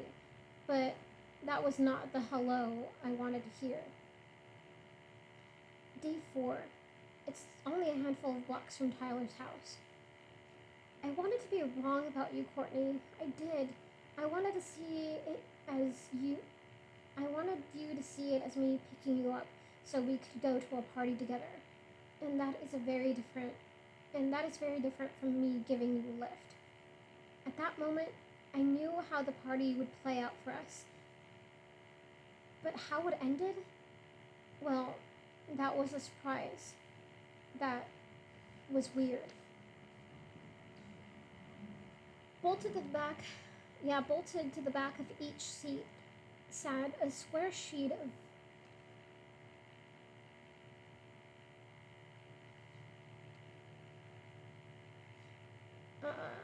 bolted to the back of the seat of each seat sat a square sheet of plexiglass, and hold on, sorry. Bolted to the back of the seat behind a square sheet of plexiglass is a map of all the city's bus routes. From where I caught this one, the bus will drive by Courtney's house, turn left a block before Tyler's, then stop. We parked 2.5 blocks away, which was actually the closest spot we could get. I have one of those car stereos that continues playing even after I shut off the engine. It won't stop until someone opens the door. But that night, when I opened the door, the music didn't stop. It just sounded distant. "Oh my God," you said. "I think that music's coming from the party." Did I mention we were 2.5 blocks away? That's how loud it was. That party was absolutely begging for a police visit. Which is why I don't go to parties.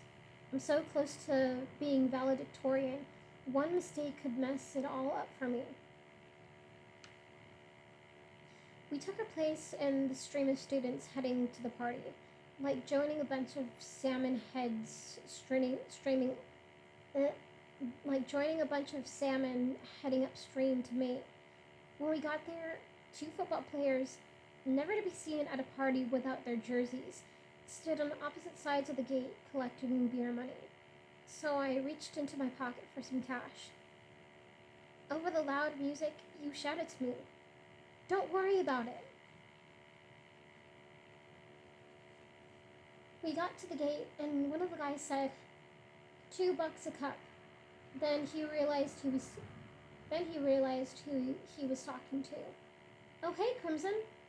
Oh, hey, Courtney. Here you go."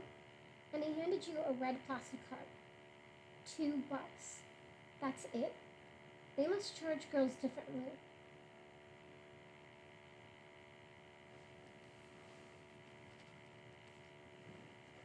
Yeah, they must charge girls differently. You nodded her head in my direction. The guy smiled, then handed me a cup. But when I grabbed for it, he didn't let go. He told me his replacement was coming any minute and that we should hang out. I smiled at him, but you grabbed me by the arm and pulled me through the gate. "Don't," you said. "Trust me." I asked why, but you were scanning the crowd and didn't hear me.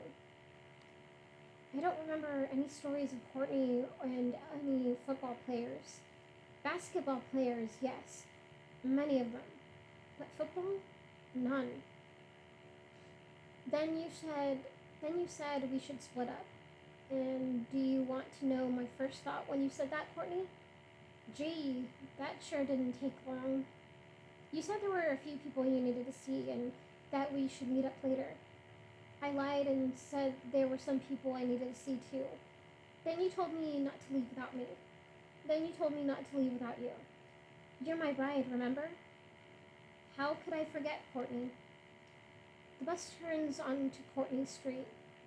The for sale sign posted in about a third of the with for sale signs posted in about a third of the yards. When we pass Courtney's house, I half expect to see a red star spray painted on the front door, but the porch is buried in darkness. No porch light, no lights in any window at all. But you smiled at me, and finally, you said the magic word, goodbye.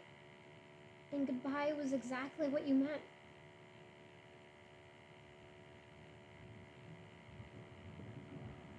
Miss your stop, Clay? An icy chill shoots up my spine. A voice. A girl's voice. But not from the headphones.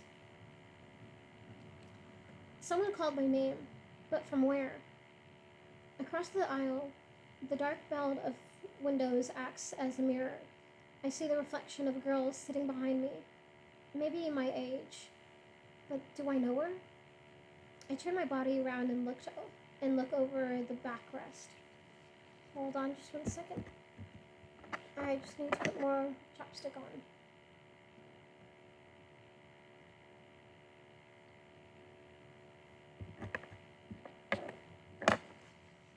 Okay. Yeah. I turn my body around and ask over the backrest. Sky Miller, my 8th grade crush. She smiles, or maybe it's more of a smirk, because she knows she startled the hell out of me. Oh, then I guess, weird then. Because in the series, Sky works at Monet's and she has tattoos and stuff. So maybe in the book it's different. Oh, interesting. Then I guess Sky wasn't the girl at Monet's, or maybe I should keep reading to find out. Because I forget in this thing.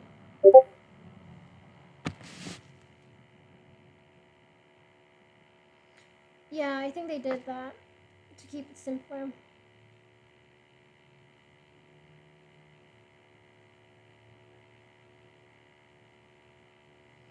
Yep.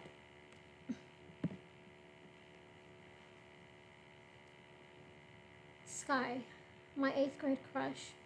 She smiles, or maybe it's more of a smirk, because she knows she startled the hell out of me.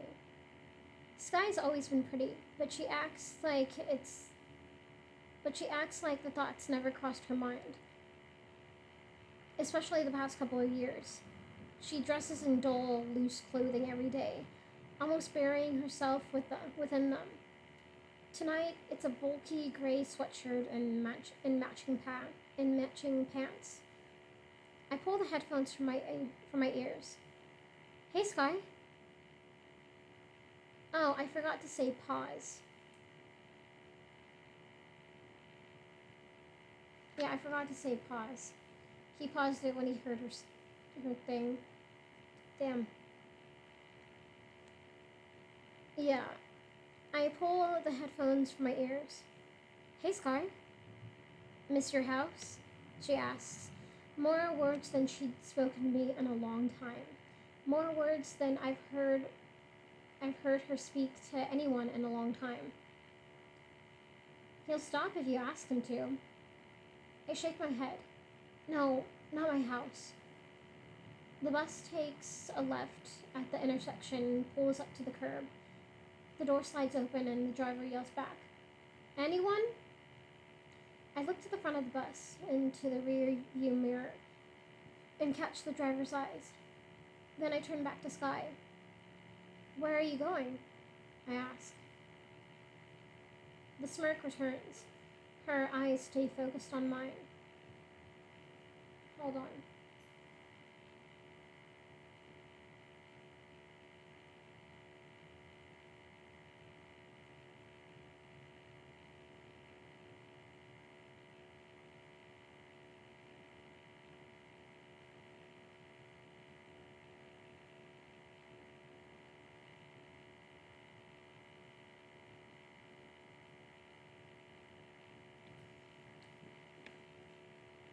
Uh,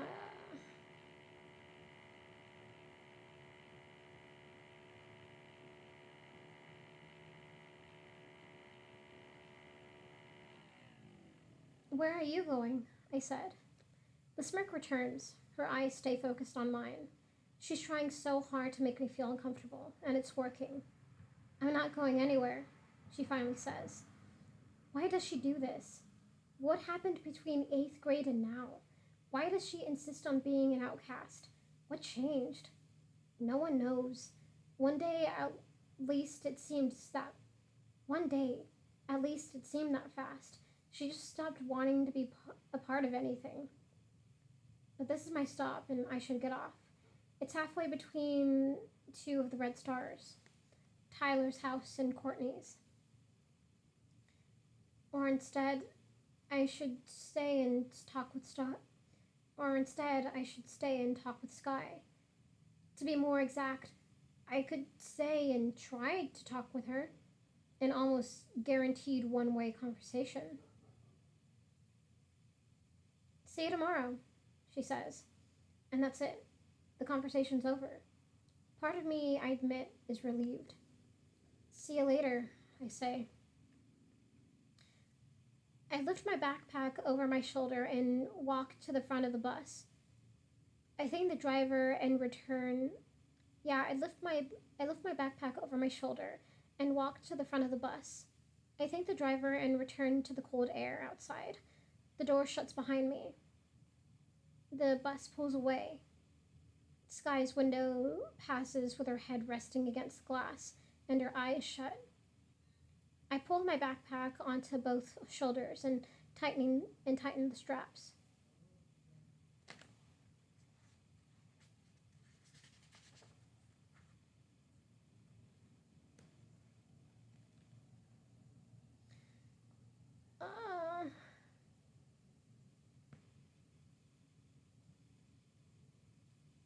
I pull my backpack onto both shoulders and tighten the straps.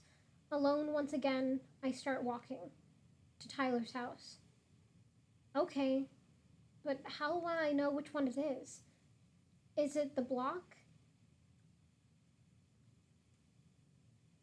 No. Okay, but how will I know? But how will I know which one it is? This is the block. I know that. And it's this side of the block. But Hannah gave no address. If his bedroom light's on, maybe I'll see the bamboo shutters. With each house I walk by, trying not to stare too long, I look for those shutters. Maybe I'll get lucky. Maybe there will be a sign posted in his yard. Peeping Tom, come inside. I can't stifle a laugh at my own lame joke. With Hannah's words already at the push of a button, it feels wrong to smile like this. But it also feels nice. It feels like the first time I've smiled in months. It feels like the first time I've smiled in months, though it's only been hours. Then, 2 houses away, I see it. I stop smiling. The bedroom light is on, and the bamboo shutters are down. A spider web of silver duct tape holds the fractured window together. Was it a rock? Did someone throw a rock at Tyler's window? Was it someone who knew? Someone from the list? As I get closer, I can almost picture her, Hannah, standing beside his window whispering into a recorder. Words too soft for me to hear at this distance. But in the end, the words reach me. A square hedge divides Tyler's front yard. A square hedge divides Tyler's front yard from the next. I walk toward it to shield myself from view, because he has to be watching, looking out, waiting for someone to bust his window wide open. You want to throw something? The icy chill comes slicing back. I spin around, ready to hit someone and run. Hold it! It's me! Marcus Cooley, from school. I lean forward, resting my hands on my knees. Exhausted. What are you doing here? I asked. Marcus holds a fist-sized rock just below my eyes. Take it, he says. I look up at him. Why? You'll feel better, Clay. Honest. I look over at the window, at the duct tape. Then I look down and close my eyes, shaking my head. Let me guess, Marcus. You're on the tapes. He doesn't answer. He doesn't need to. When I look up, the corner of his eyes struggle to hold back a smile. And in that struggle, I can tell he's not ashamed. I nod to Tyler's window. Did you do that? He pushes the rock into my hand. You'd be the first to say no, Clay. My heart starts racing. Not from Marcus standing here or Tyler standing somewhere inside, or the heavy rock in my hand, but from what he just told me.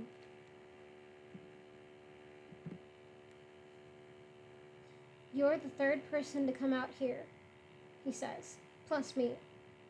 I try to picture anyone other than Marcus, someone else on the list, throwing a rock at Tyler's window. But I can't.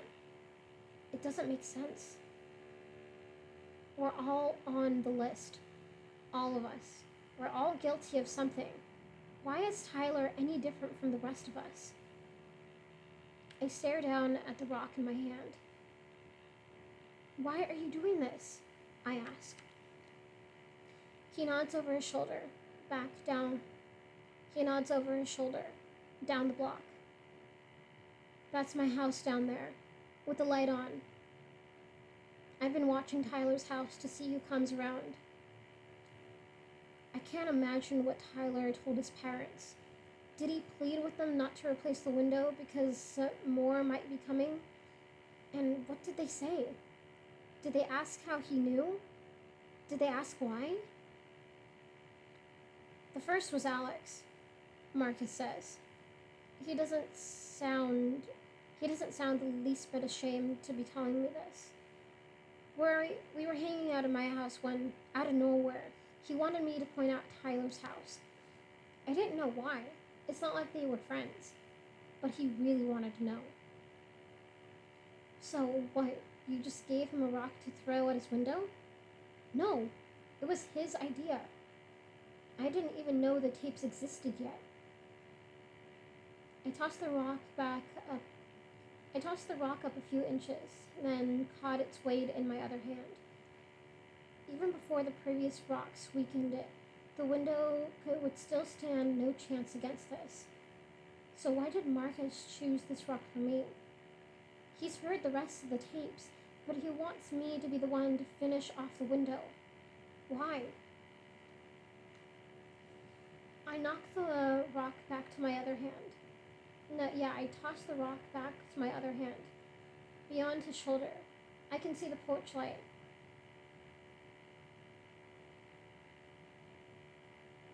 Hold on. I just need to adjust myself again.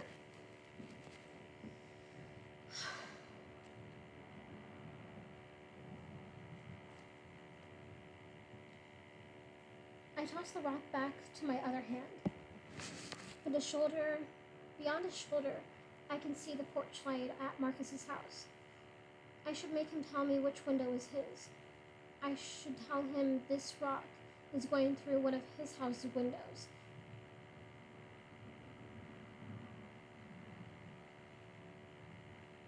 I should tell him this rock is going through one of his house's windows. And he might as well tell me which one he is so I won't scare the hell out of his little sister. I gripped the rock harder, but there's no way to keep my voice from shaking. You're a dick, Marcus. What? You're on the tapes too, I say, right? So are you, Clay. My voice shakes from both rage and an attempt to hold back tears. What makes this so different from him? He's a peeping Tom, Marcus says. He's a freak. He looked in Hannah's window, so why not break his? And you? I ask. What did you do? For a moment, his eyes stare through me. Then he blinks. Nothing. It's ridiculous, he says. I don't belong on those tapes. Hannah just wanted an excuse to kill herself. I let the rock drop on the sidewalk. It was either that or smash it in his face right there. Get the hell away from me, I tell him. It's my street, Clay. My fingers close and tighten into a fist. I look down at the rock, aching to pick it back up. Hold on.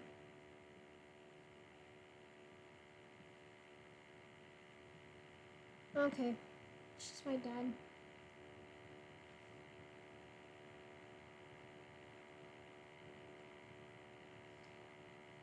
Hold on, I'm just gonna wait like 1 minute.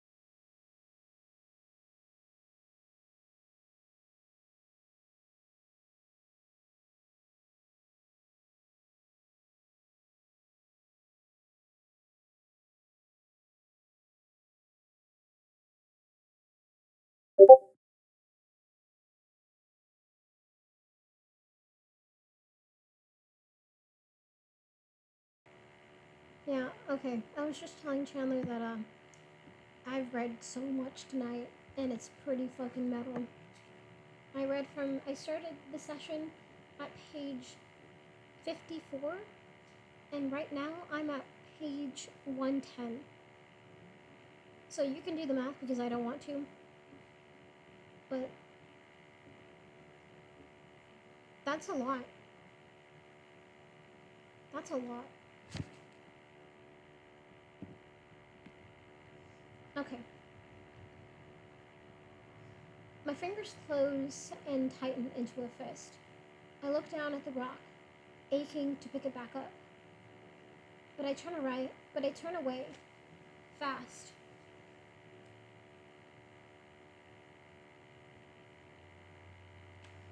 Yeah, but I turn away, fast. I walk the full length of the sidewalk in front of Tyler's house without looking at the window. I can't let myself think. I pull the headphones from my neck and place them back in my ears, reaching into my pocket and hit play. So what's interesting in this version is that in both versions he went to Tyler Dan's house. And I think Marcus was also there. And he was just like, he also enticed Clay to throw a rock at Tyler's window. But he didn't. And then I think Marcus went away, something like that. And then Clay took matters into his own hands. He didn't grab the rock, but he waited until Tyler Down got undressed and he snapped a photo. And I think anonymously he sent that photo to the entire school as revenge in the series. So that's interesting. That in the books it's different.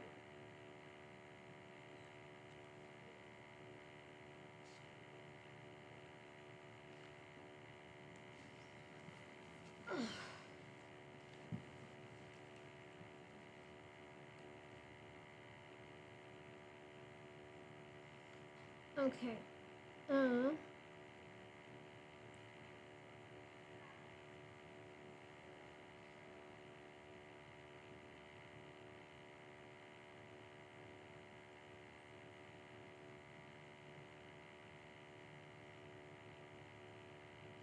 Okay.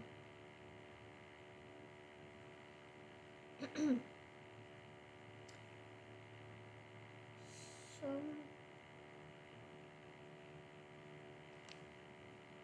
hold on just a second. I'm gonna just turn this. I'm gonna try and turn this down a little bit. Okay. Yeah, you can still hear me.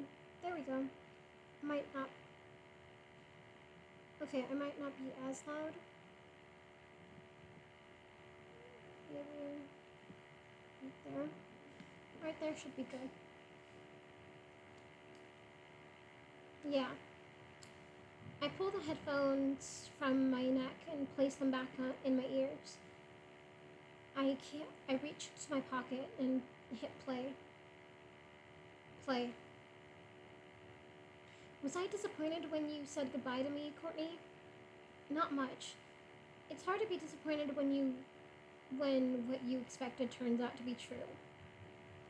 Keep walking, Clay. But did I feel used? Absolutely. And yet the whole time Courtney was using me, she probably thought she was polishing up her image in my eyes. Can you say backfire? That party turned into a night of firsts for me. I saw my very first fist fight, which was horrible. I have no idea what it was about, but it started right behind me. The two guys were shouting and I turned around. Their chests were about an inch apart. The crowd began to form, egging them on. The mob became a thick wall, not about to let the situation die down. All they needed was for one chest to close the gasp. All they needed was for one chest to close the gap, even accidentally, and it was on. And that's what happened. The bump of a chest turned into a shove, which right away became a fist-pounding jaw. After two punches, I turned away and pushed through the wall of people, which by the time was 4 bodies deep. Some in the back were standing on tiptoes for a better view. Disgusting. I ran inside, searching for a bathroom to hide in. I didn't feel physically sick.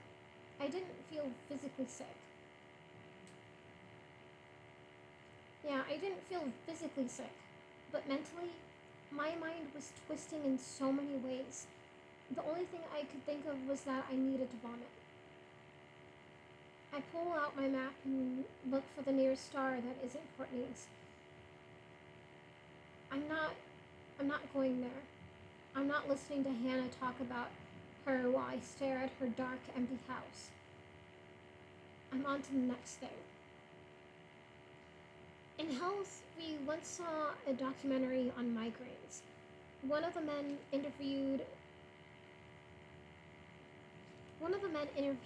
used to fall on his knees and bang his head against the door over and over during attacks.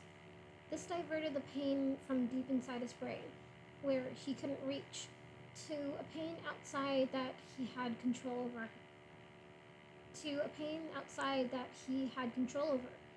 In a way, by vomiting, that's what I'd hoped to do. The exact locations of the red stars are hard to see if I don't stop walking, but if I don't stand still beneath the street lamp, let me say that again. The exact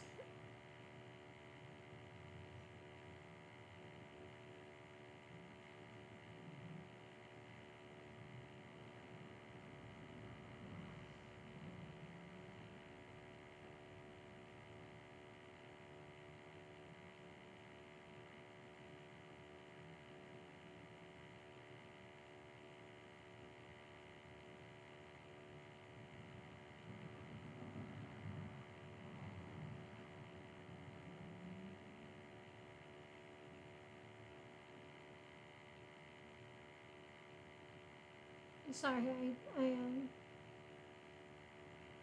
just spaced out. Where was I? The exact locations of the stars are hard to see if I don't stop walking, if I don't stand still beneath the street lamp. But I can't stop walking, not even for a moment. Watching those guys pummel each other so no one would suspect them for weakness was too much for me. Their reputations were more important than their faces, And Courtney's reputation was more important than my reputation. Did anyone at the party actually believe she brought me there as a friend? Or did they simply think I was her latest charity case? I guess I'll never know. I refold the map and tuck it over under my arm. Unfortunately, the only bathroom I found was occupied, so I went back outside. The fistfight was over, everything had returned to normal, and I needed to leave. The temperature continues to fall, and I tighten my arms around my chest as I walk.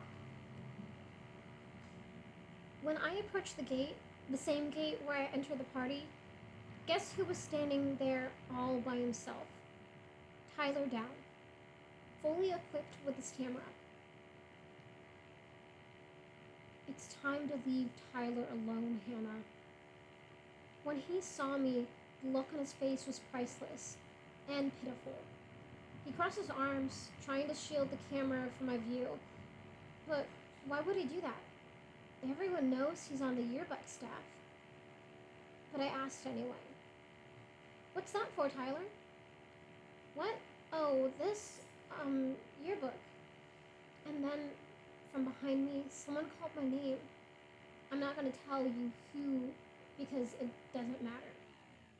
Like, the person who grabbed Yeah. I'm not gonna tell you who, because it doesn't matter. Like, the person who grabbed my ass at Blue Spot Liquor. What he was about to say was just an after effect of someone else's actions, someone else's callousness. Courtney said I should talk to you, he said. I exhale quickly. After this, your reputation is ruined, Courtney. I looked behind him. At the far end of the yard, 3 silver kegs sat in the middle of an inflatable pool of ice.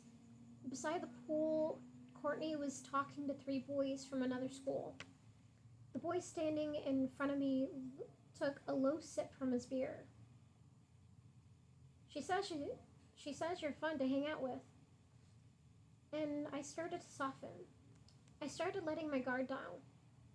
Sure, maybe I was right, and Courtney was only concerned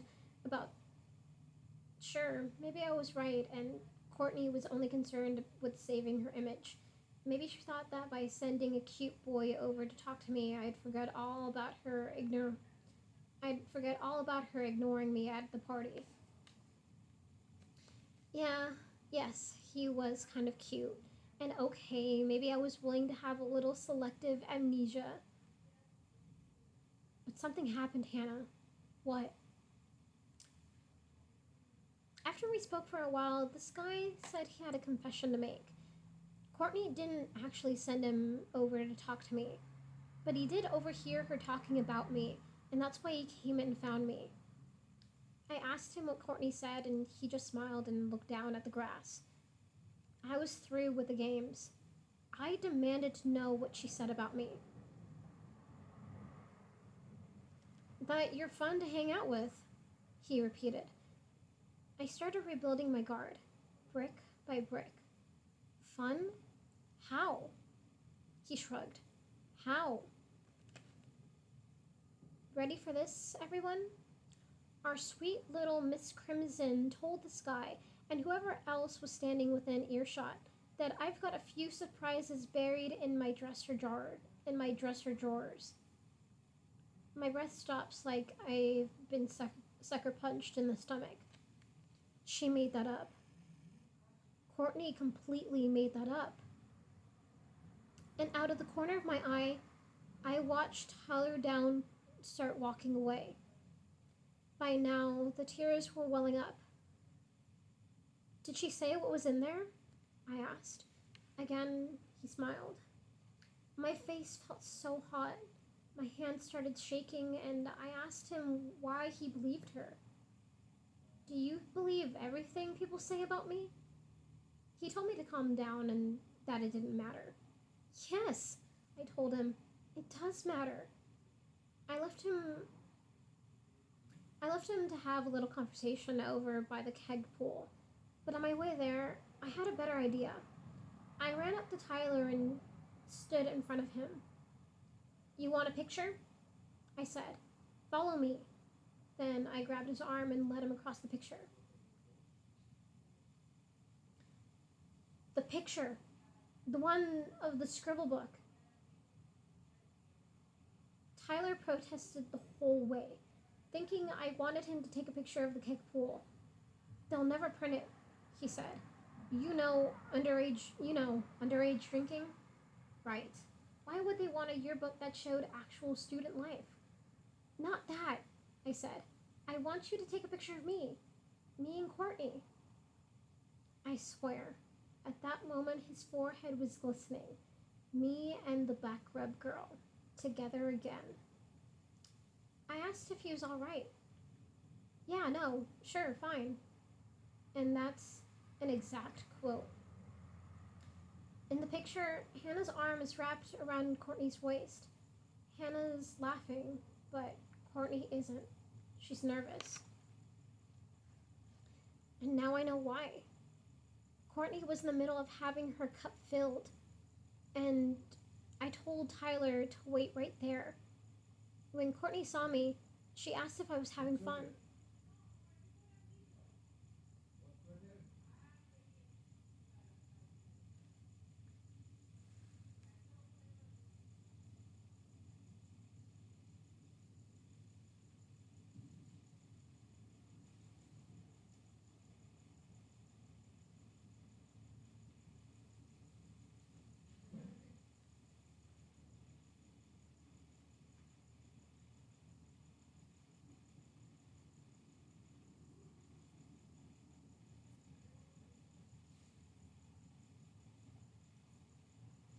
Yeah, Courtney was in the middle of having her cup filled, and I told Tyler to wait right there. When Courtney saw me, she asked me if I was having fun. "Someone wants to take your picture," I said. Then I grabbed her by the arm and pulled her over to Tyler. I told her to put down her cup or the yearbook wouldn't be able to use it. Tyler put it in the scribble book at Monet's. He wanted us to see it. This was not part of her plan. She only invited me to the party to clear her beautiful name after ignoring me for so long. A permanent photograph linking us to one another was not supposed to happen. Courtney tried to pull out of my grip. I don't want to," she said. I whirled around to face her. "Why not, Courtney? Why did you invite me here? Please don't tell me I was just a chauffeur. I thought we were becoming friends." He must have put in the scribble book because he knew we would never find it in the yearbook. He would never turn it in, not after learning what the photograph really meant. "We are friends," she said. "Then put your drink down," I said. "It's time for a picture." Tyler aimed the camera and focused his lens, waiting for our beautiful, natural smiles. Courtney lowered the drink to her side. I put my arm around her waist and told her, "If you ever want to borrow anything from my dresser, Courtney, all you need to do is ask." "Ready?" Tyler said. I leaned forward, pretending someone had just told me the funniest joke in the world. Click. Then I told them I was leaving because the party sucked. Courtney begged me to stay. She told me to be reasonable, and maybe I was being a little insensitive. Maybe I was being a little insensitive. She wasn't ready to leave. How would she get home if her chauffeur didn't wait around for her? "Find another ride," I said, and I left. Part of me wanted to cry for being so right about her invitation. Instead,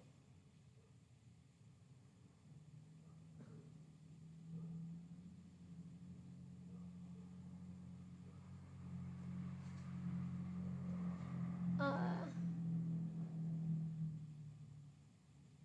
Yeah, part of me wanted to cry for being so right about her invitation. Instead, on the long walk back to my car, I started laughing and I shouted into the trees, "What is going on?"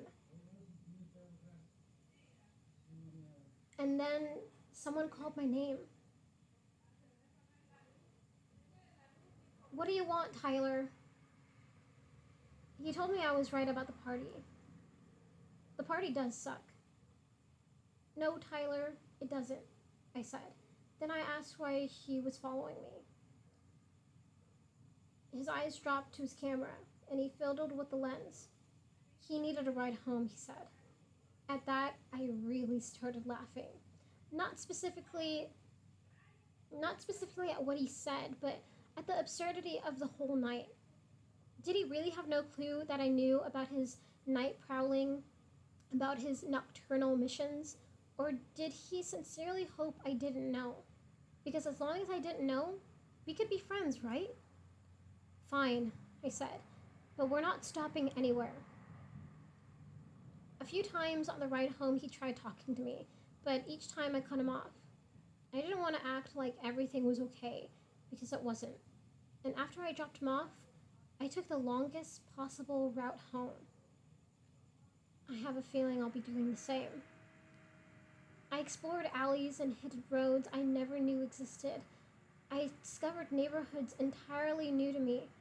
And finally, I discovered I was sick of this town and everything in it. I'm starting to get there too, Hannah. Next side. Stop.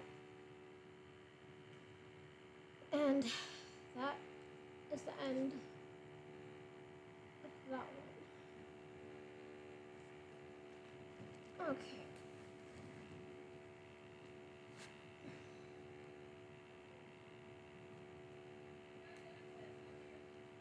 Good night. Alright.